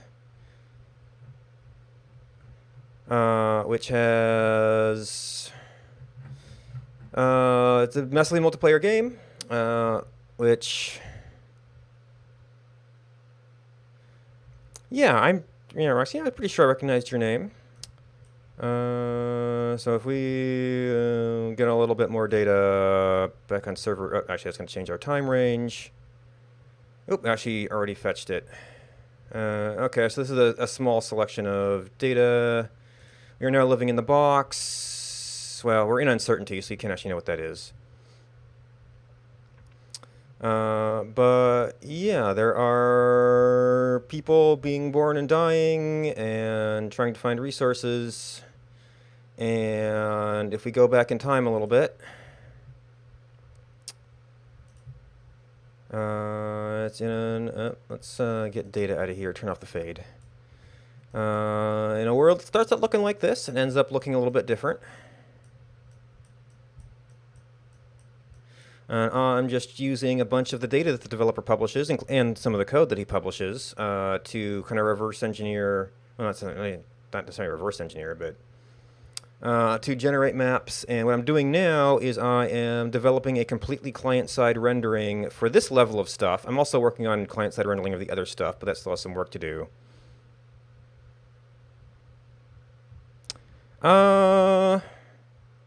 People made zoom mods before. OBS may have done the first dynamic zoom. I'm not sure about that. Possibly also did the mouse wheel integration.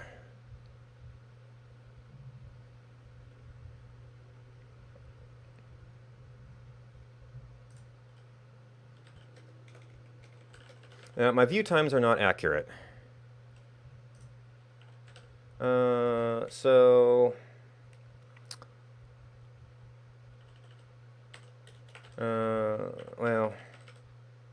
somewhere, I don't know if it's at the top of the list.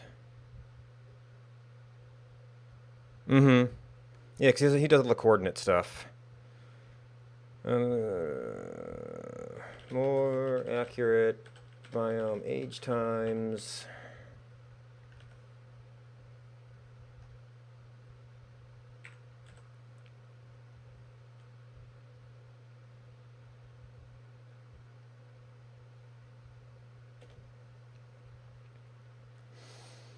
All right, so we have a little bit of time, and that was some of the main things I wanted to do.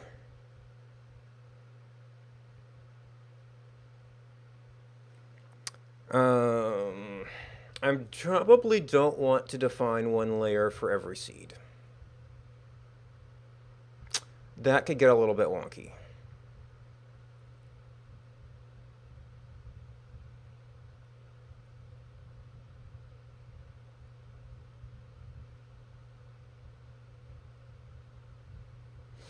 Yeah, I don't implement Zoom or the family view, so nobody who talks on the forum or Discord ever has mentioned using my mod.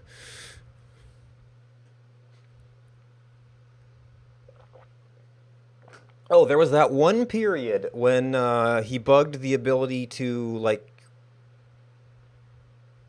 pick up baskets off of reeds and horses off of posts. And then they just didn't like the shivering and stuff.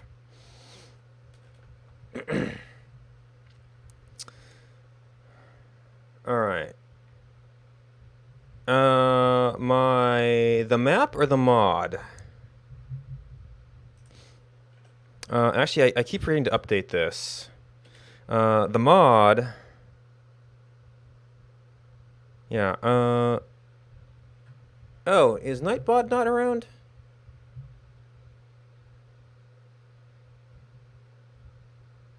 Says it's here. But whatever. Actually,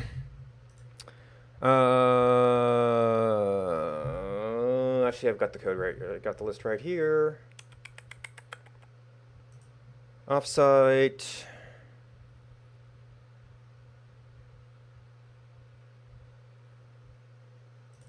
One life, that actually goes in patches master, readme. So I have a thing, just so I can tell which client I'm running. I was initially trying to get an auto run, so I was going to try screen edge push. So I still have that for just kind of knocking over your view a little bit, so you don't have to do the little dance when like you're a baby on a fire and you want to see what's happening over there.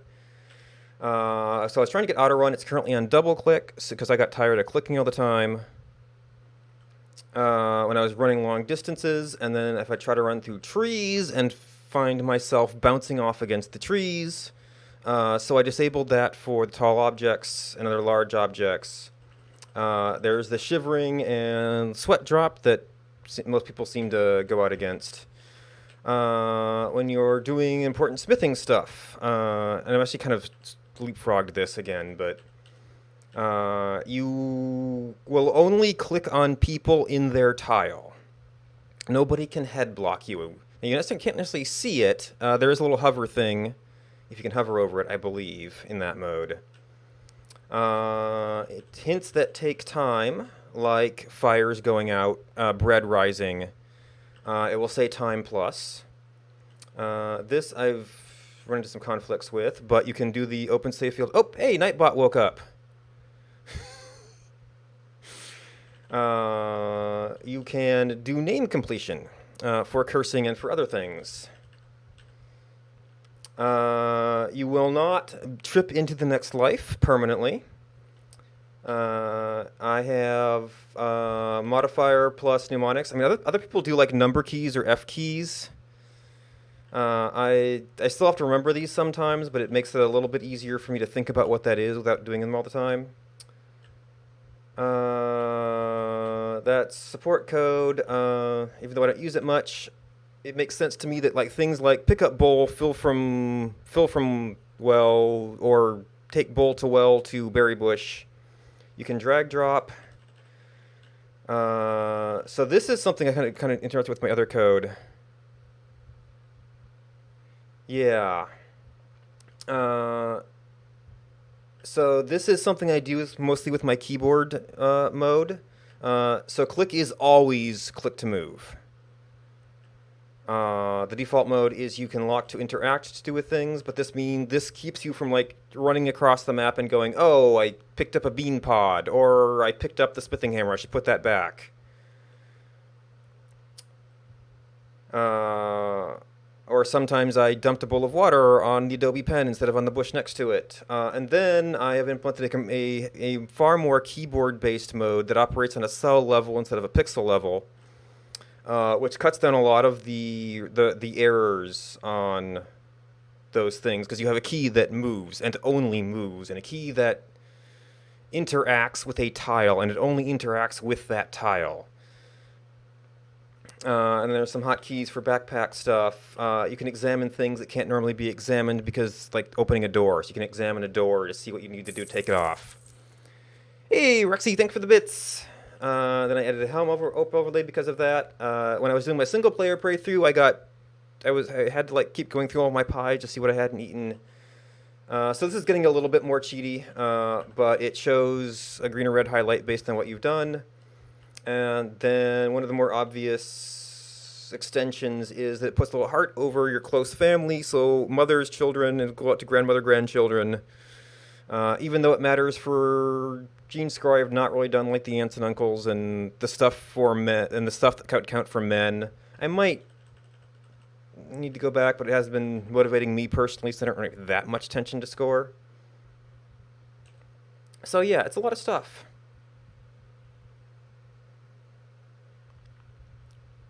Because yeah, like if it was real life, you would, well, I mean, unless you get abandoned, but if you were actually hanging out with your mother or child, you would get to know them, and you would recognize them if they walked by them or if you saw them dead on the ground. Every Saturday, every couple of months, I might do a longer session of it. So you should be able to go back into the videos and find, several months of them still around. And then they also get archived to YouTube. I probably need to make a link to that at some point. I don't know. I used to play with like a little keyboard overlay on. I stopped doing that because I figured people got the idea if they were around, and it is kind of extra junk on screen. There might still be some videos of that around.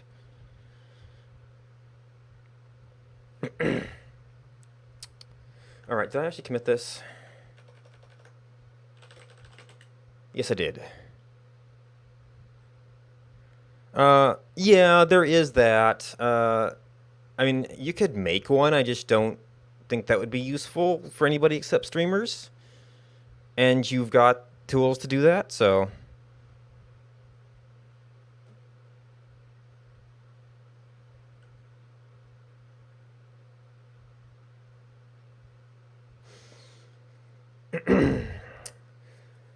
So the thing we'd want to do, and I'll eventually have to have like some sort of like arc table that has the seeds. Whole map, but we just want to put in a placeholder. So this is a biome layer. Desert age, Arctic age. I think I just deleted my other one. And these are currently going down. So we're going to have, I guess, the arc age. It will be a jungle biome map with a jungle biome map length. It will have a biome seed offset that is actually unknown. And if we were to put it in,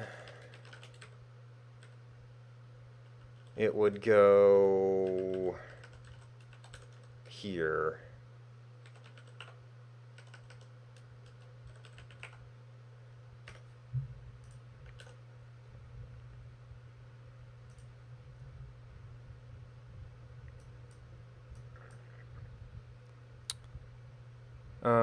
But if we were to go to ArcAge and change the seed, we would have a very different map. And rendering is a little bit slow. I'll get back to optimizing it sometime, but so when Jason publishes his arc table or his arc seeds or whatever, we will be able to look back at that. I just don't have the offsets right now.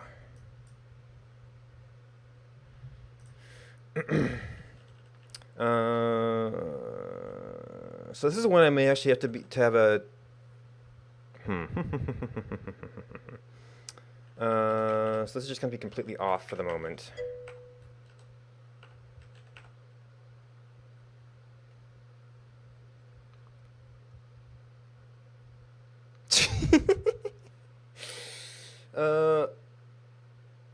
Yeah, I don't know. That's still down to the philosophical thing of that's how it should be played. I mean, I guess people are going to play it anyway, and they'd stop using. Although I've heard people say that they prefer your version of the fertile display, so there'd still be some holdouts there. Also, I've never gotten around to doing the like Mac and Linux ports. Maybe if I had Zoom, there'd be more demand for that.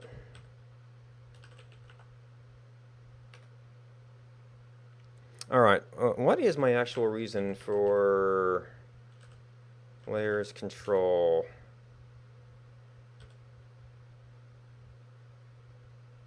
Yeah, I don't actually need to do layers control that early.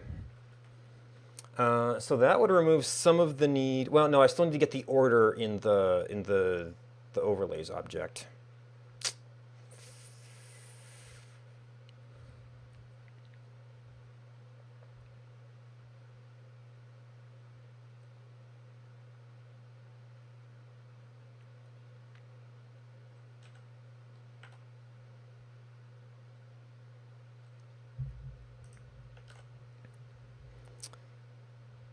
Okay, so we've got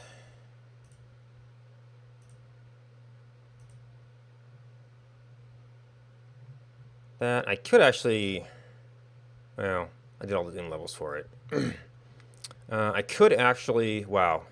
If it was Crucible, well, we would have no mountains. We'd have no desert. We'd have no jungle.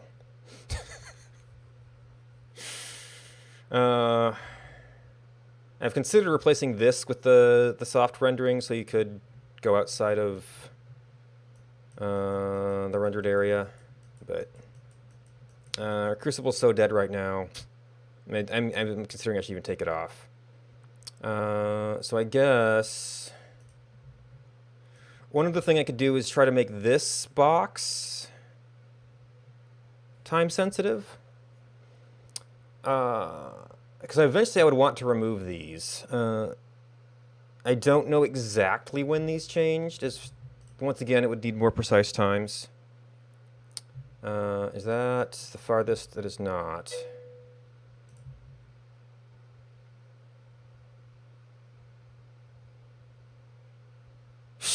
I mean, I'm not surprised because you like published the servers and stuff. I don't know. I mean, my Docker build could probably do it if I built it, although I've never played around with getting access to the logs and things they wanted to use for doing griefers. And I don't know how their data merge process works.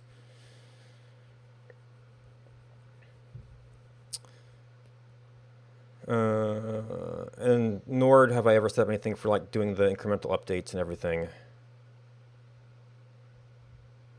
I know one time I had lag. Maybe it was just the host I had it on.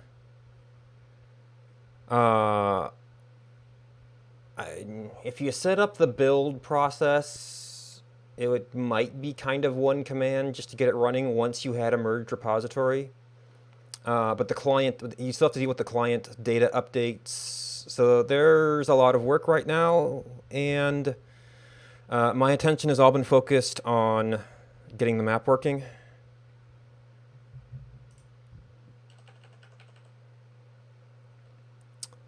All right, so Rift layer is just this thing. I guess I don't really need to overlay them.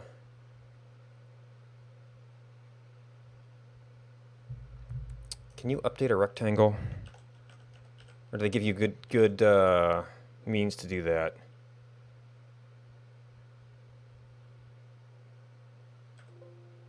There are lots of kinds of rectangles, though.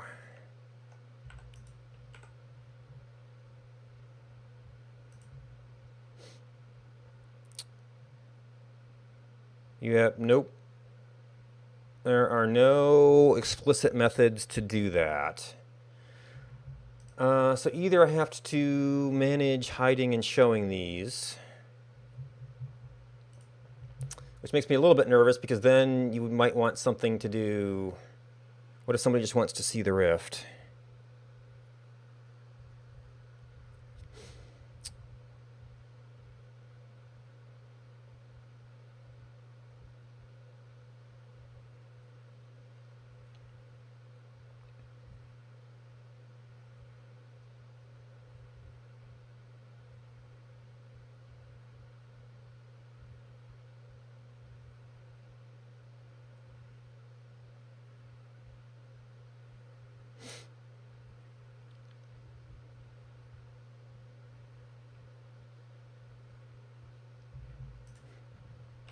Well, actually, these are probably pretty obvious that they're very approximate.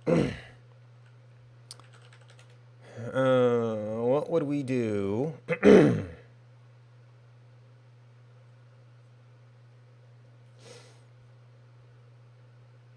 So I would be adding and removing. So either I pre-make these layers and add and remove them to the layer group, or I just sort of like tear down and rebuild the layer group.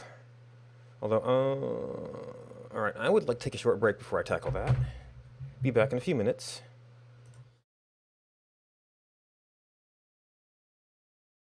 Piles and piles.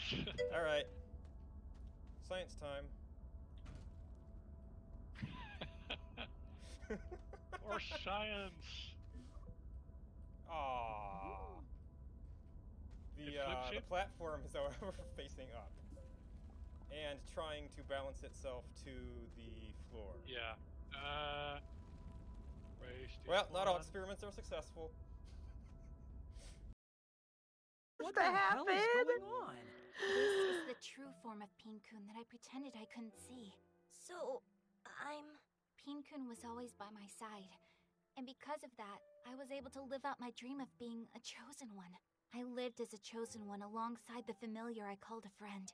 Then you're saying Pinkun's real form is... Yes. Pinkun is a delusion I myself have created. Pinkun is a delusion? It all makes sense now. It feels natural. Freeing, even. Pinkun? Now that you know, this existence, the one you call Pinkun, is no longer needed, Saki. No! Why? Because you're a chosen one, with or without me. It's your destiny to nullify this unending day. Yet as long as I'm part of that destiny, you'll continue to wander the space between reality and delusion. But High time.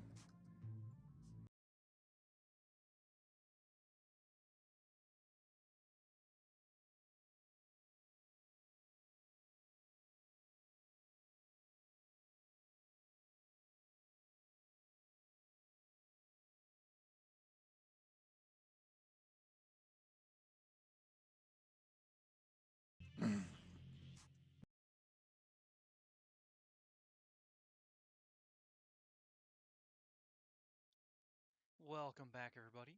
I gotta remember to unmute myself. Yep.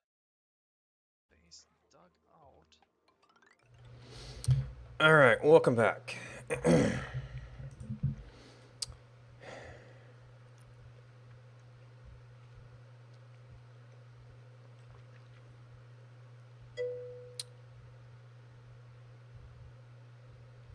HB.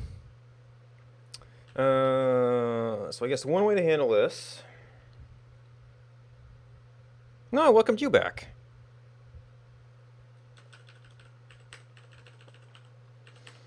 Well, I guess you didn't necessarily leave. Interesting bit of semantics there.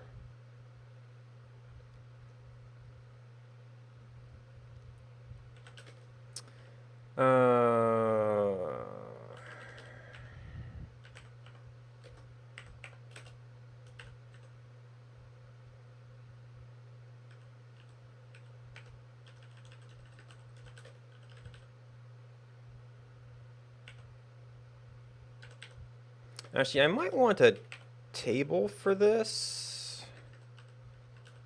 Well,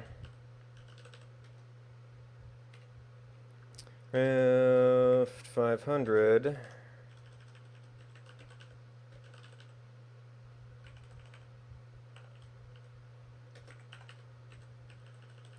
All right, so the first layer is, did we get that not too terribly wrong?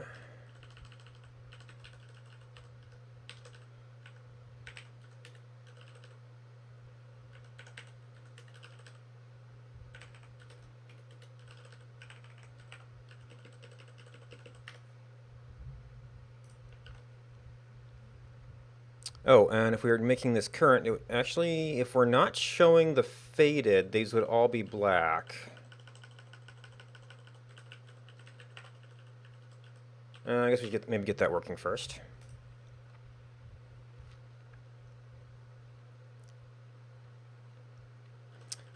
So we'd probably want to default this to the current one.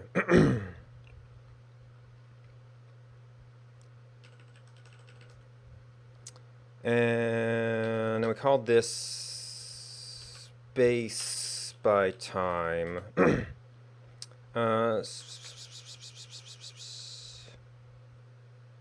So arguably, well, actually, that doesn't depend on map. That depends on which we need to. And if I start doing programmatic stuff, I really should.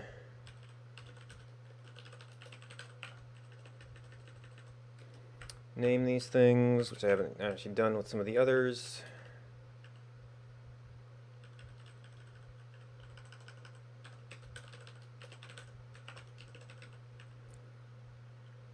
Oh, then I've been calling these overlays.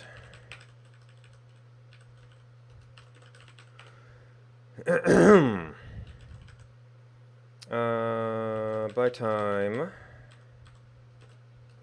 Base layer by time.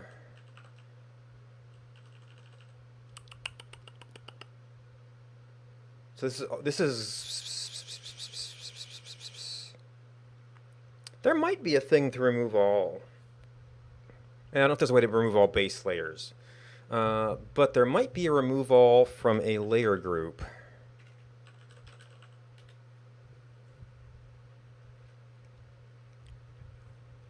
Remove layer, clear layers, yeah. So we can streamline that a little bit. Well, no, we don't want to make changes to the layers if we don't have to. So it might still look a little bit like this.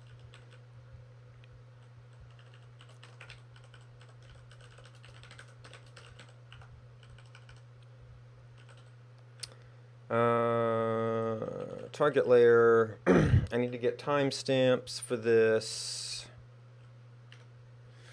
So I think I need to update my code.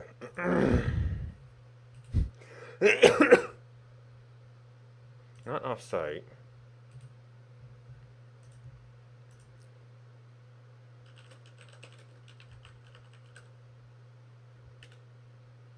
Yep. And I still have to fix the merge on this.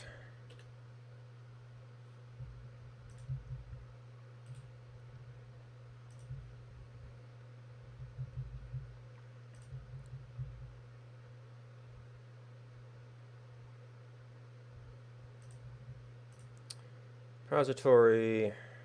I don't need your branch.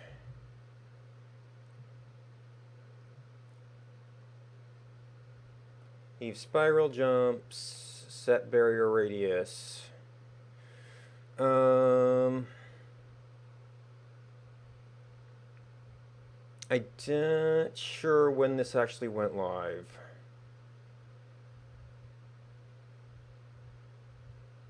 Okay, so that's Rift. Arc server done. So this was probably approximately when the first Rift, and then yeah, up to 1,000. We went to 500, somewhere in the middle there. I thought there was a.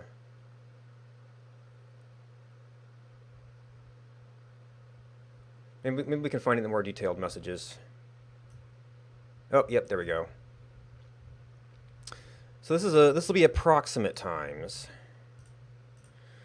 I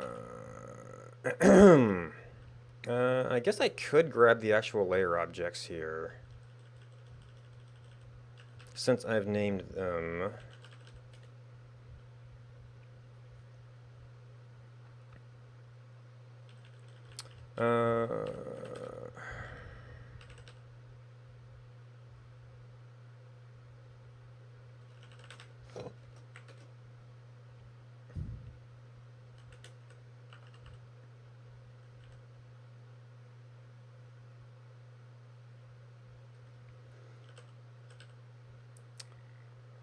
I guess it's going to be more significantly by timestamp Oh, I actually do have the option of none here.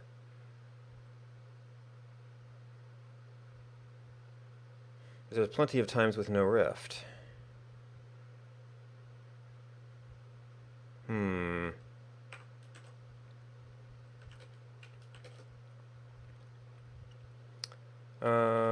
Date.parse. That's probably showing a timestamp in my local time zone.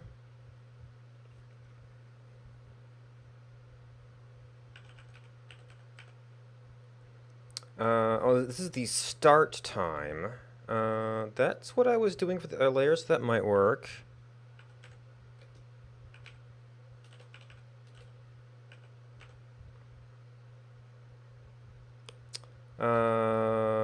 Let's see.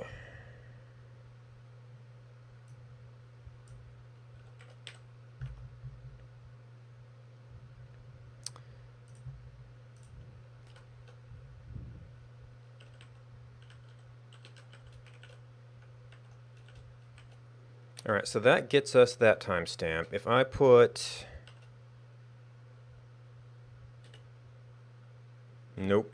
It wants... Except it's minus. Okay, so actually this is just a bad... Oh, no, it parsed that string. All right, is it date.now? No, it is new date. Oh.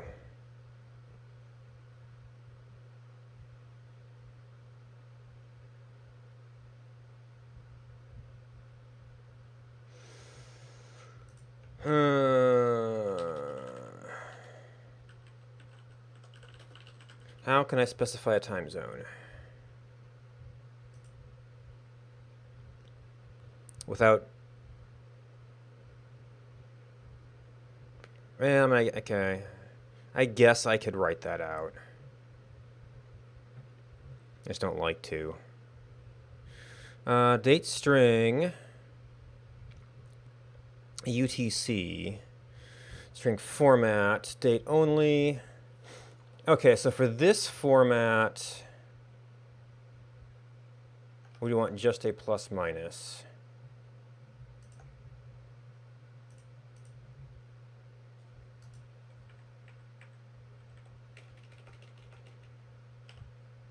And, oh, but it's...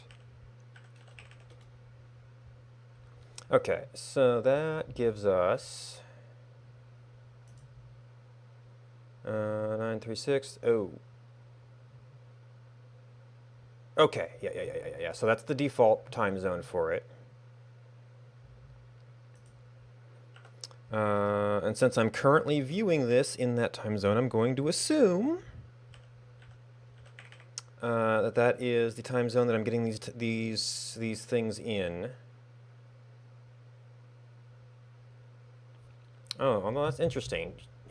Would it display the time in the time zone daylight savings of when it originally happened, or of current? That's an awkward question.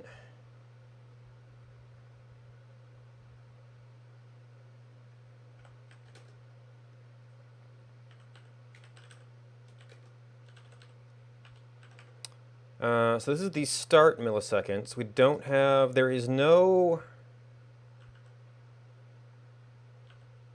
currently no situation at which we end this. All right, so then at approximately a few hours later,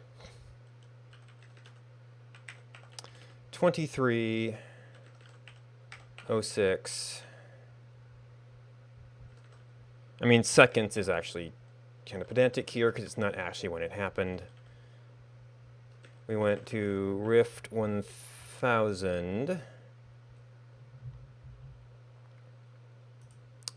And at approximately 726. 01, 04, 39. We went to 500.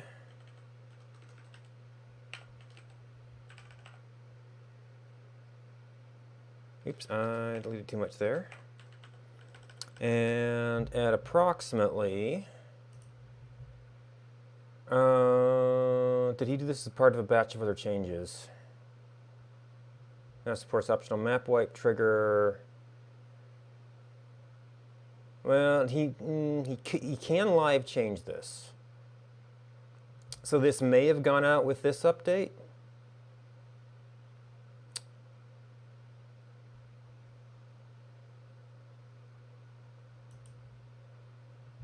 Seems more likely it was around there. So 726. So 500 was a very short-lived window. 15, 38, 58-ish. Takes us to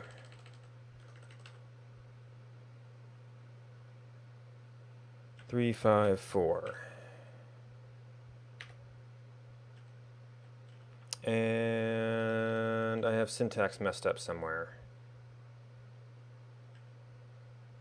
I over deleted.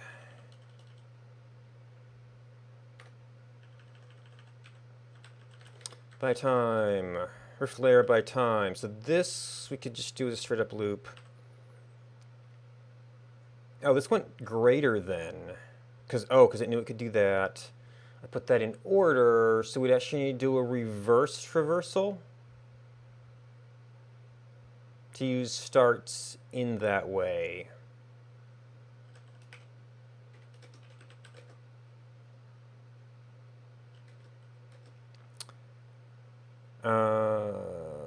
Rift history dot length -1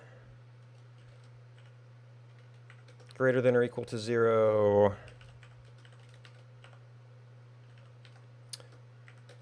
I guess we're going to have to say that we can possibly have a null here. If ms greater than, well, this is kind of the default case, but it's greater than the start of an age and the start of that age. Rift history sub I dot, then we can exit the loop. Maybe I should have a function for determining this and another for executing it.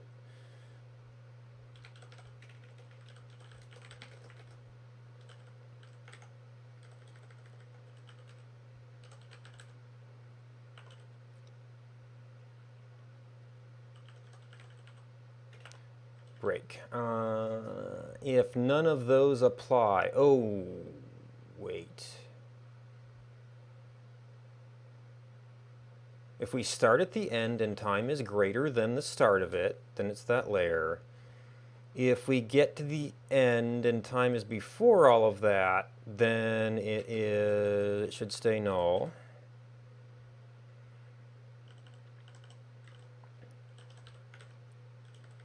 Rift overlay. Well, not object keys, though.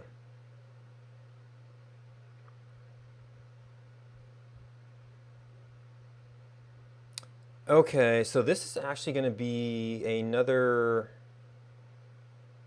We need to pick the one and only of these that is in that window, and then we have to... then we can do a straight order.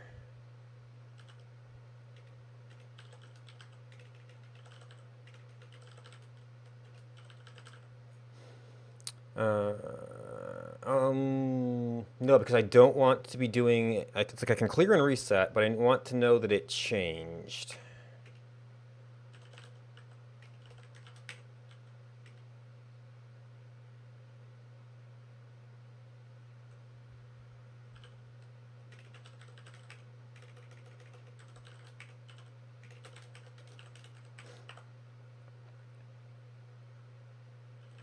So instead of asking if the map has this, we want to know if the rift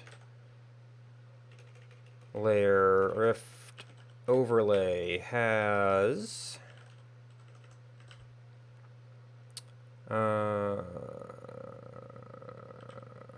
dot layer and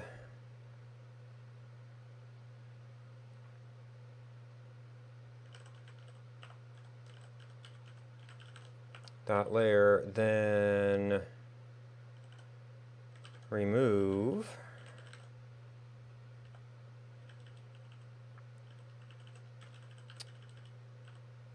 else if it equals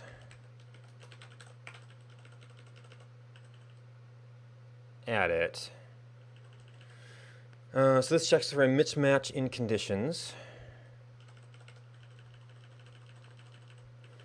All right, by time, base layer by time, rift layer by time. You don't need a map. Oh.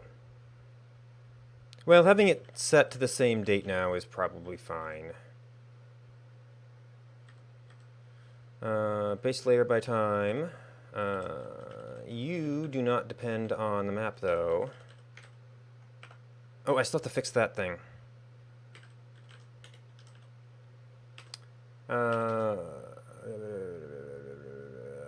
Initial time set when search makes data visible.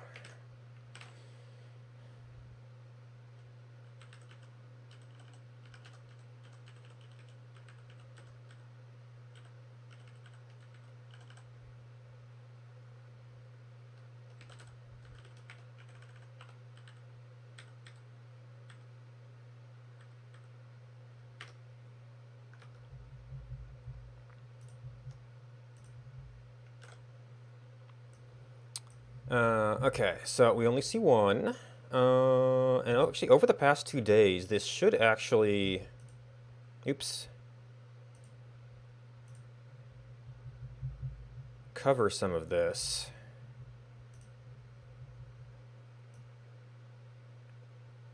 Oh, no, I guess actually we're entirely within that box now.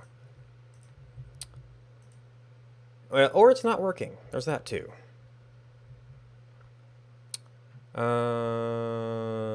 So that would be, okay, 729. Actually, we know where all of our timestamps are. We are interested in the period 725 to 726-ish. So this is kind of the wrong answer.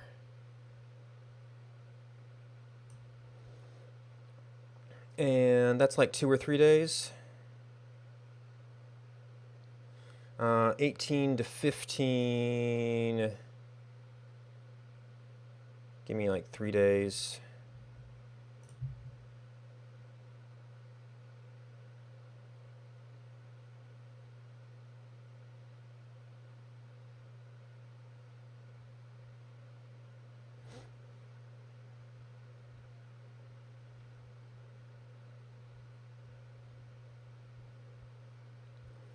Ew, that's a big request. Okay, there we go.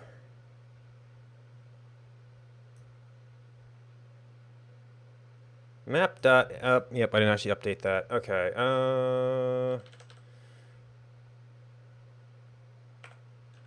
By time, rift layer by time.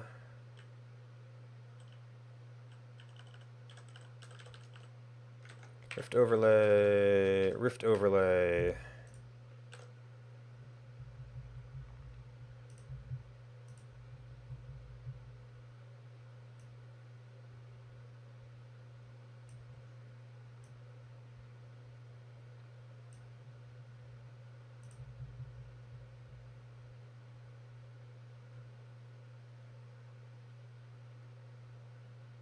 Uh-oh. Where'd you come from?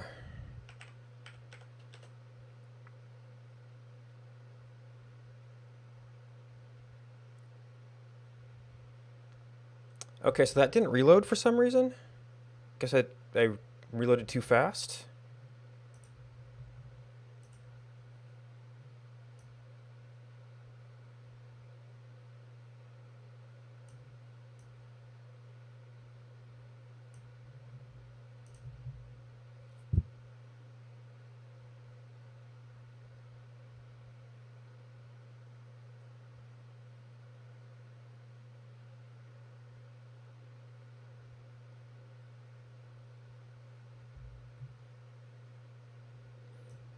Okay, oh yeah, this actually goes back before boxes at all.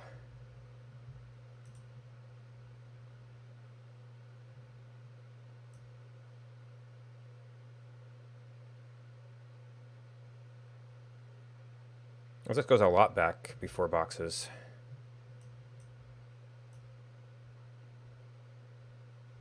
Okay, so yeah, that's approximate. That's approximate. That's approximate. Ooh, that seems slightly off. So I might actually be able to figure this out a little bit here. So, oh, 3 days is way too much.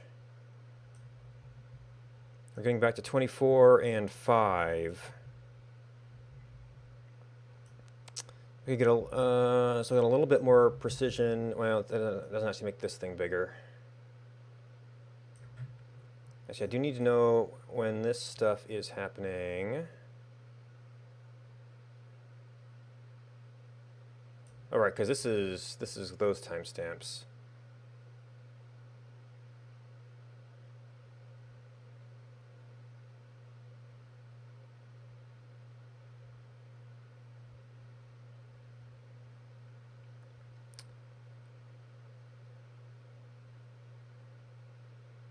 All right, so it looks like it was more about 8 o'clock that the server actually reset.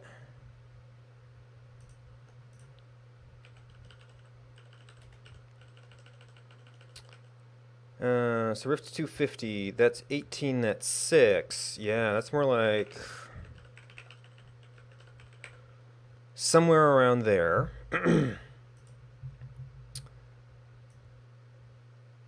And then it went up.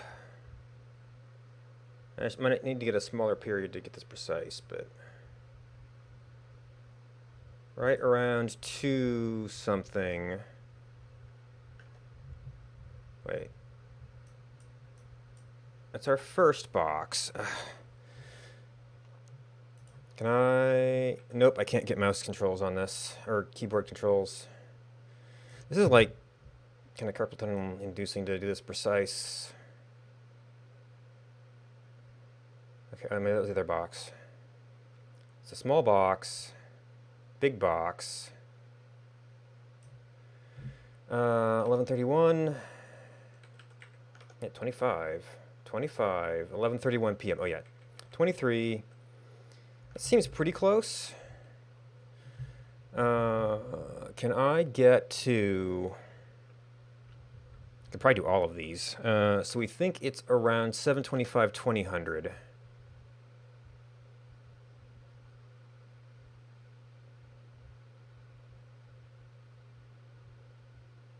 In my local time zone. So give me just a couple of hours.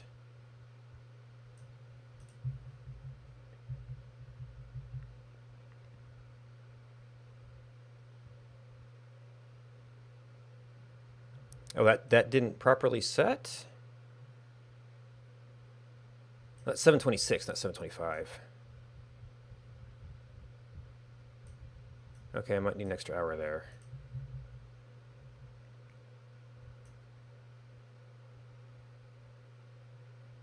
Oh, nope, that doesn't actually cover it. Oh, maybe these are UTC. 7:25, not quite enough.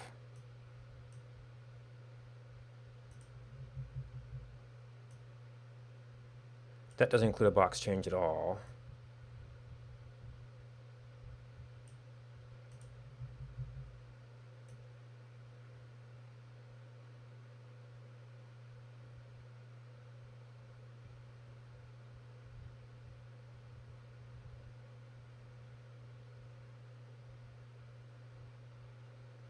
Okay, so this is people escaped. Die. This is more like 2 o'clock? 7:26? Did it actually got published?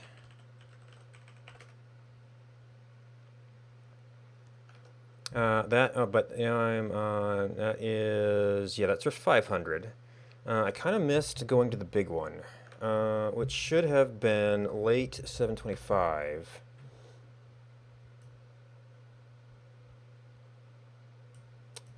I guess a few more hours to get a decent precision here, but because I think that might be a time zone issue. Okay, so there's the big one. I should just pause this.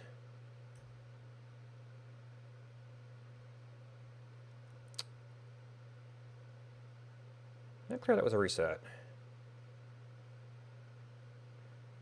That's around. No, that's when I'm doing it.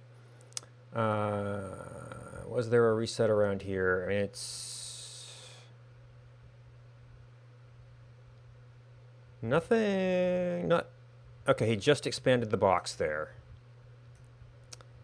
So there are no other events to tell us when. Well, we can look at when the eaves got outside, maybe, but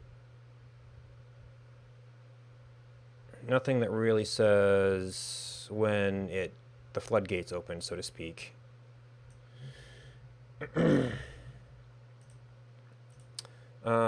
And then 354 is 7:26 in the afternoon.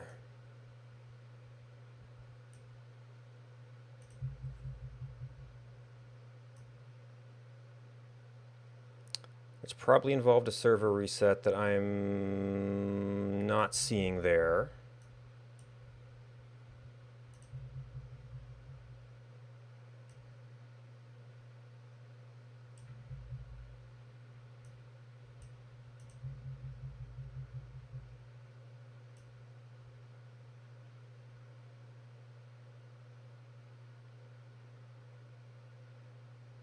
There was definitely a server reset there and points outside the box. So this is approximately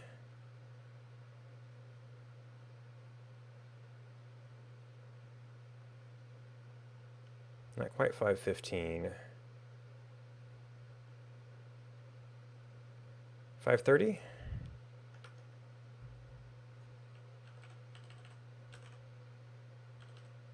Okay, that took a little while to get published. We don't know exactly when that one happened, because it was just an expansion. So we do need to look back a little bit in time. This was 727, 726. I see that the 3 days is really kind of too much.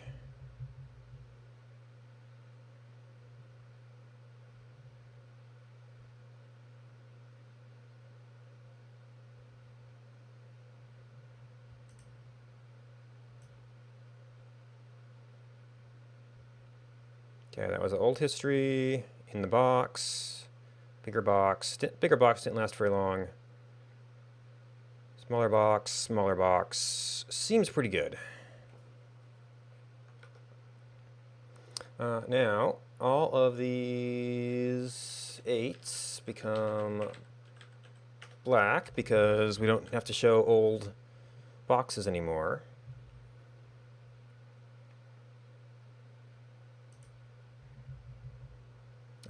This doesn't include any of those old boxes, so we still have to look back here.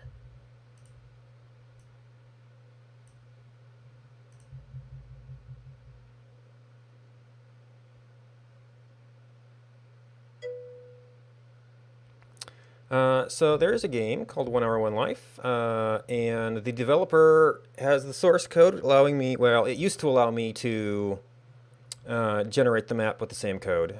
He is now using random seeds, and there's some talk of publishing those after the sort of story arc is over. And logs of the births and deaths of all the players, which you can then visualize on the map to get a sense of what was going on. Let's see. And I'm trying to account for some of the recent trauma and changes over time there, such as putting a barrier on a previously infinite map. So I've got approximate times for when these things change, not always exact. That was a very short-lived box.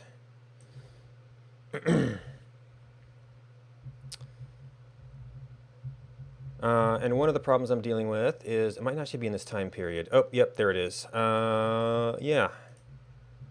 When the map went random. Actually, I might be able, well, no, I do have a timestamp on this. I guess I probably need to check it against a player reset. Yep, okay, that was a player reset, so that makes sense. When the map disappeared. But the upside is that I've been working on, so this was based on Leaflet's default image tile, which I spent a lot of time getting a hacked up game engine to output all the map tiles.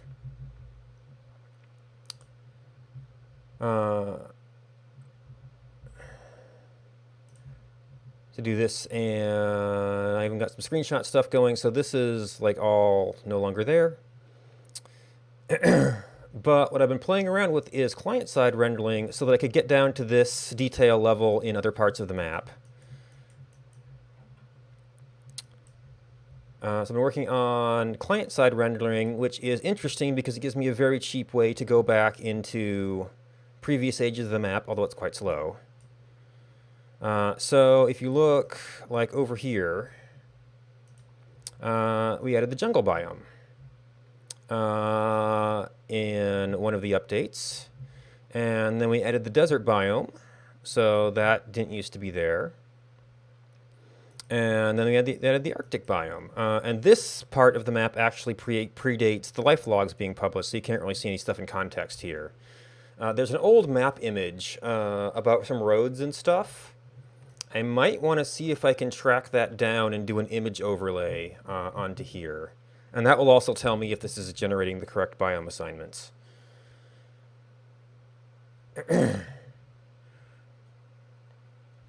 Which actually makes me want to do that now.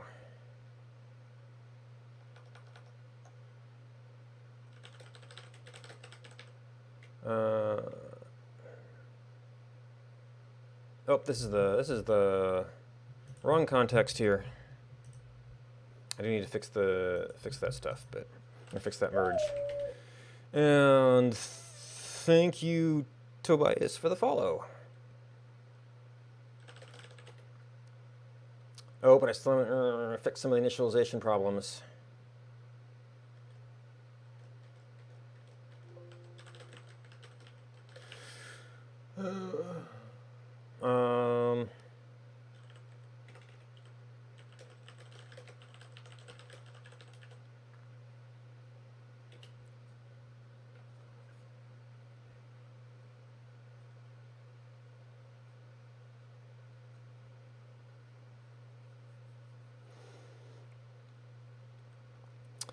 Oh, yeah, so I guess if I got fancy, I could, in the generative layers, actually have the biome layer produce black here. The way I do it is I start skipping over tiles, though, so I'd probably end up skipping over the barrier. So this at least scales nicer. So we have an initialization problem.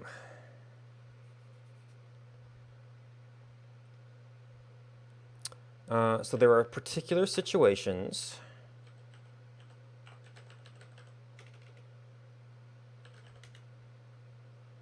where we don't have the information we need to do this.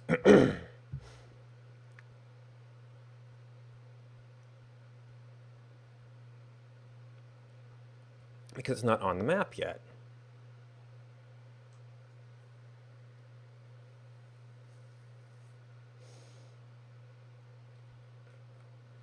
Well, this will be on any render.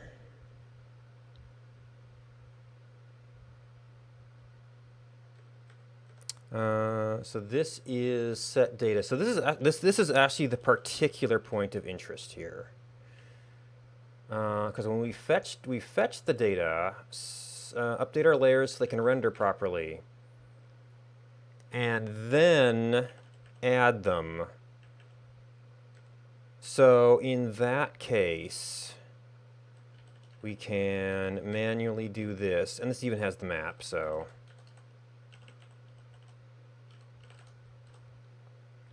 But it doesn't have the minimum. Well, minimum should now be a property of this stuff.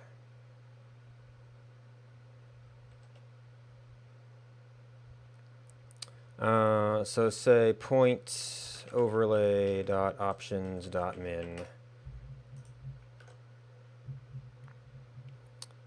So I guess I don't need this much anymore. So if I do a data search for a time in the past, I think I should have shrunk down the window.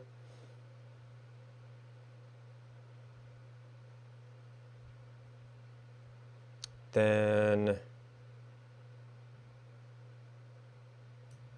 that's too far in the past.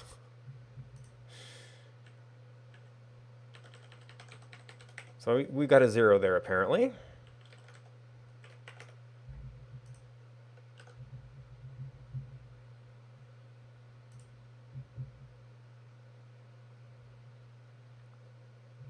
If not, map has layer. So that is a particular version of that, of order of events here.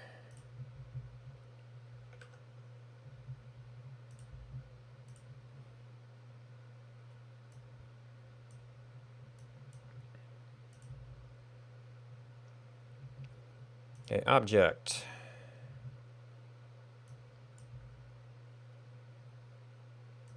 Options.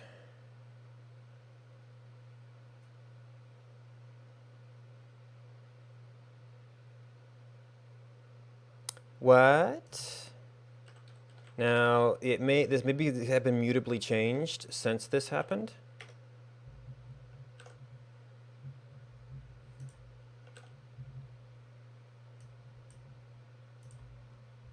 As I have observed that kind of live behavior before. Oh, but the minimum is this is the time scale issue. This needs to be milliseconds, not seconds.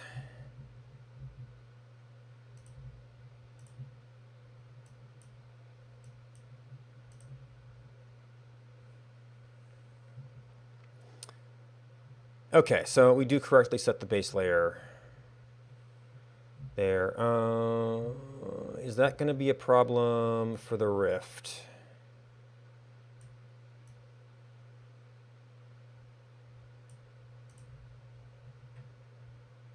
Okay, well, it definitely updated it. And I believe that changed it again. So, well, it wasn't like the startup.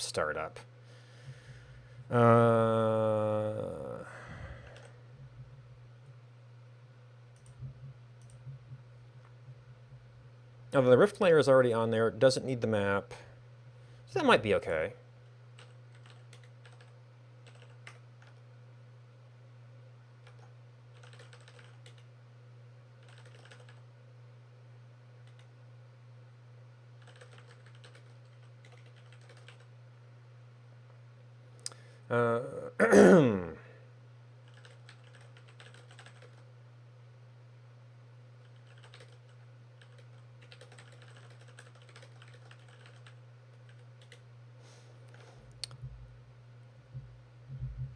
All right, so we want to look at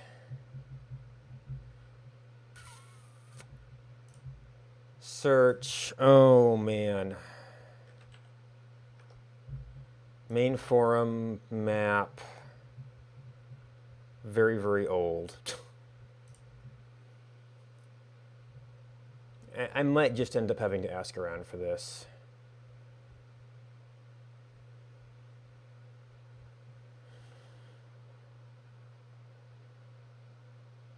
Well, wait, Kingdom for a map.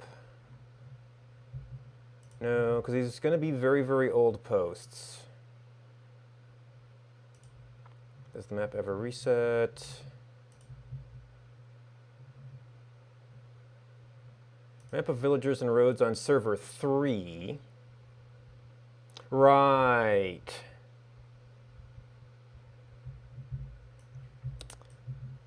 So this was one of the maps. Now, where this sits, I don't know the absolute coordinates of this, though. Oh, no, no, no, no, no. This possibly looks familiar.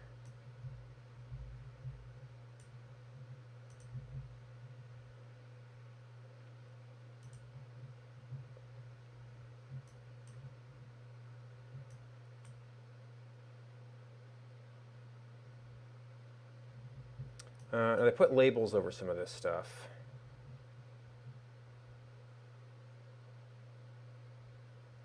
No, that's not quite the same.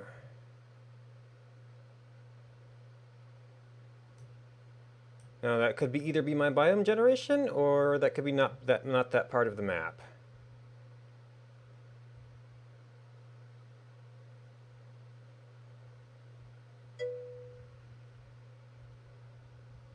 Oh, I also don't know how they've assigned colors here.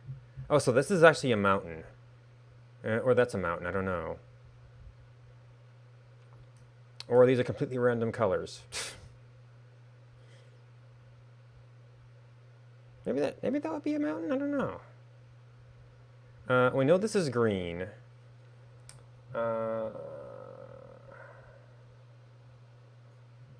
Nothing indicates...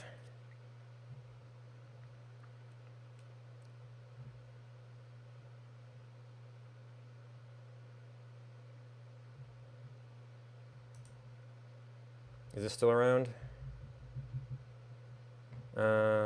This does not have coordinates. This is just a visual reference. Unless... Nope. No labels are there.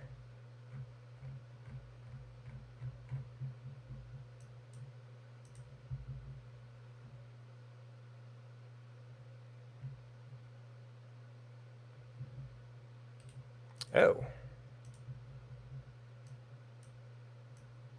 Oh, this I never knew about. Might be another leaflet. However, it doesn't zoom. And has a... I guess it's a click to move. Okay.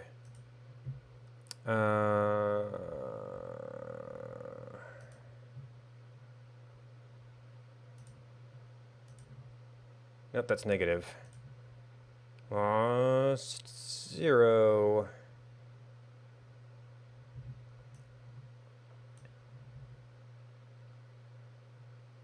That I had missed. Okay. 0, 0. Okay. So that does seem to be matching up at least. I just don't know how this maps up.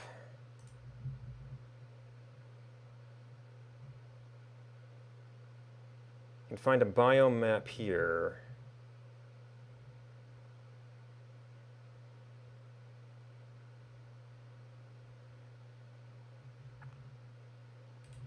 I guess he was pointing to the chart map. Actually, having it in 3 days is pretty impressive.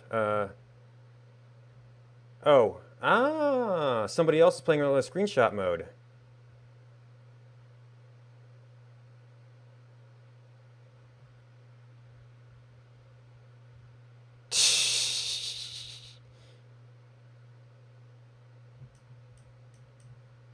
But this is just, yeah, this is just one big screenshot mode of a civilization somewhere.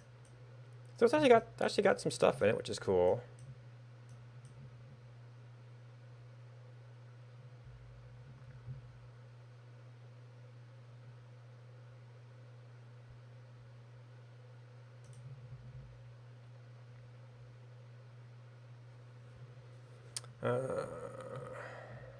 Writing letters, I guess.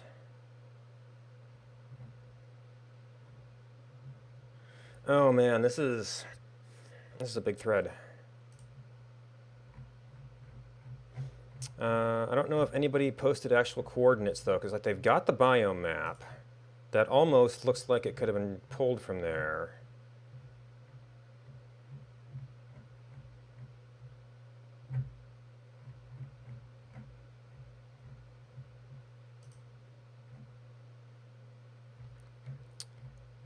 But I was not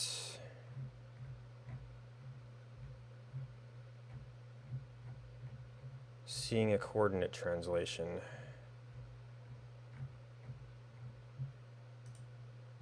Oh wait, there are some coordinates. Oven post is 285.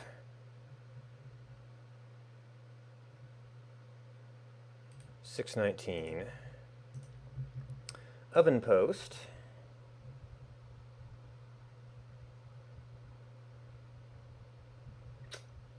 apparently post dates this map.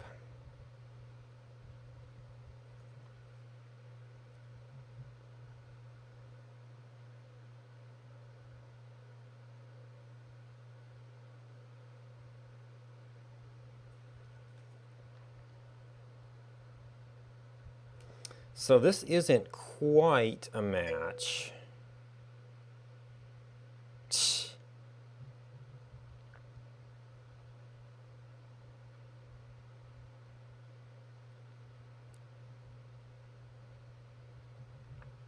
But you'd think that we would still be around 0 at this point.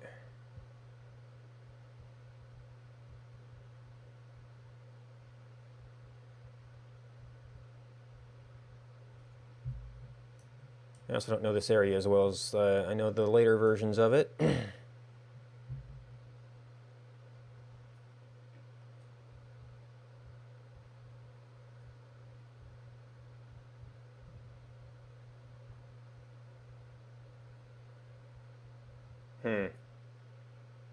Well, this actually does look like that map. And I don't see the red lines anywhere. It indicates we're on origin. Well, we know that there was a thing related to this assemblage of towns. At 285...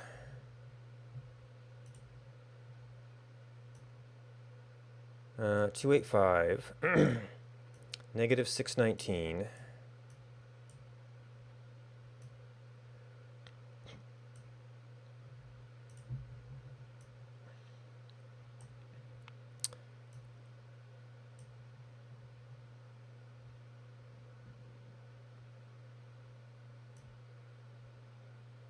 So somewhere around here there's a little blue biome in the middle of a big green thing. That's probably on the edge of this stuff.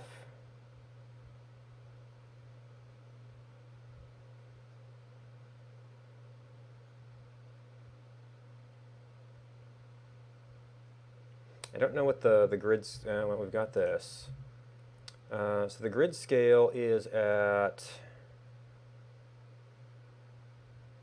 100s.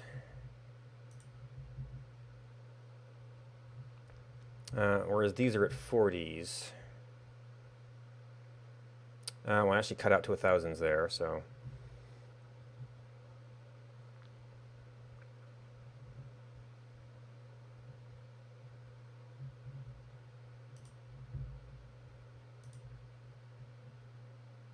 Any other coordinates?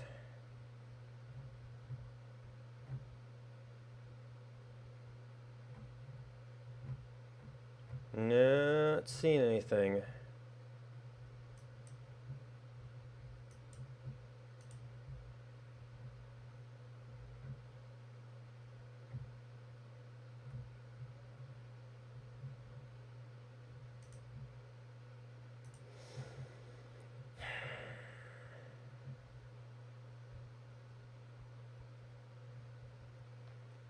Well, maybe I'll ask around and see if anybody knows enough about the map to be able to put coordinates on stuff.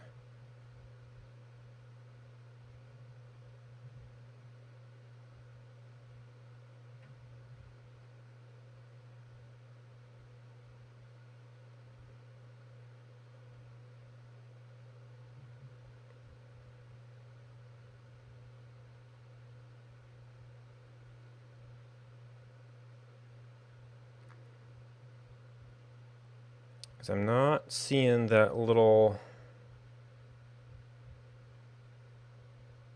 blue biome anywhere.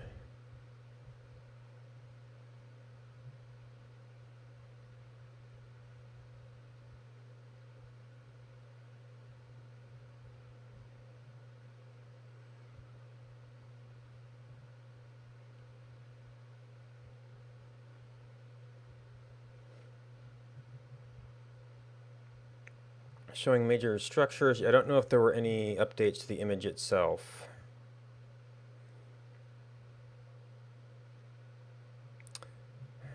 I might want to do a search for this too. But this doesn't appear that it's going to be an easy drop in here.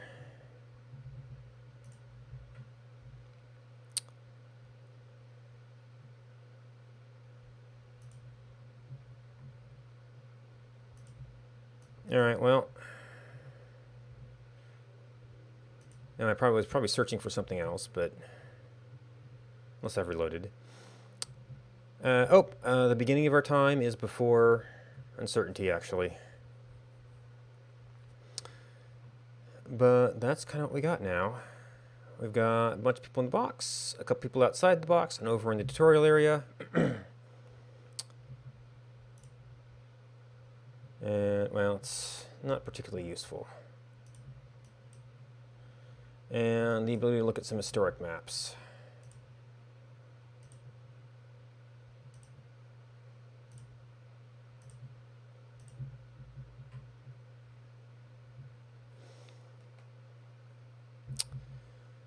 So that, I think that's all in the JavaScript file at this point.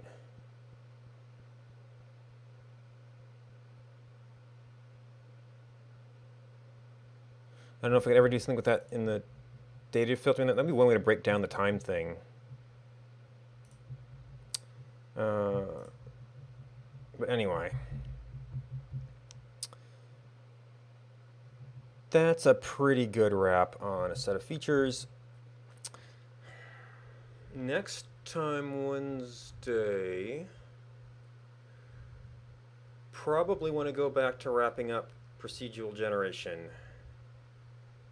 Unless we have seeds to address by then.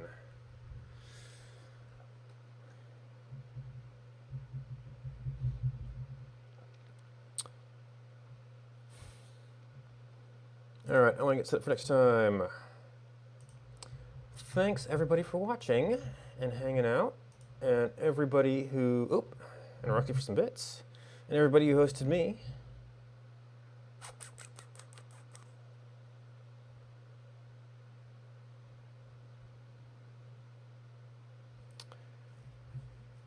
Let's see, what else do we have that could be a little bit related? This is about when I tend to be on, so it's usually programming in the morning, gaming in the afternoons. Let's see, so I see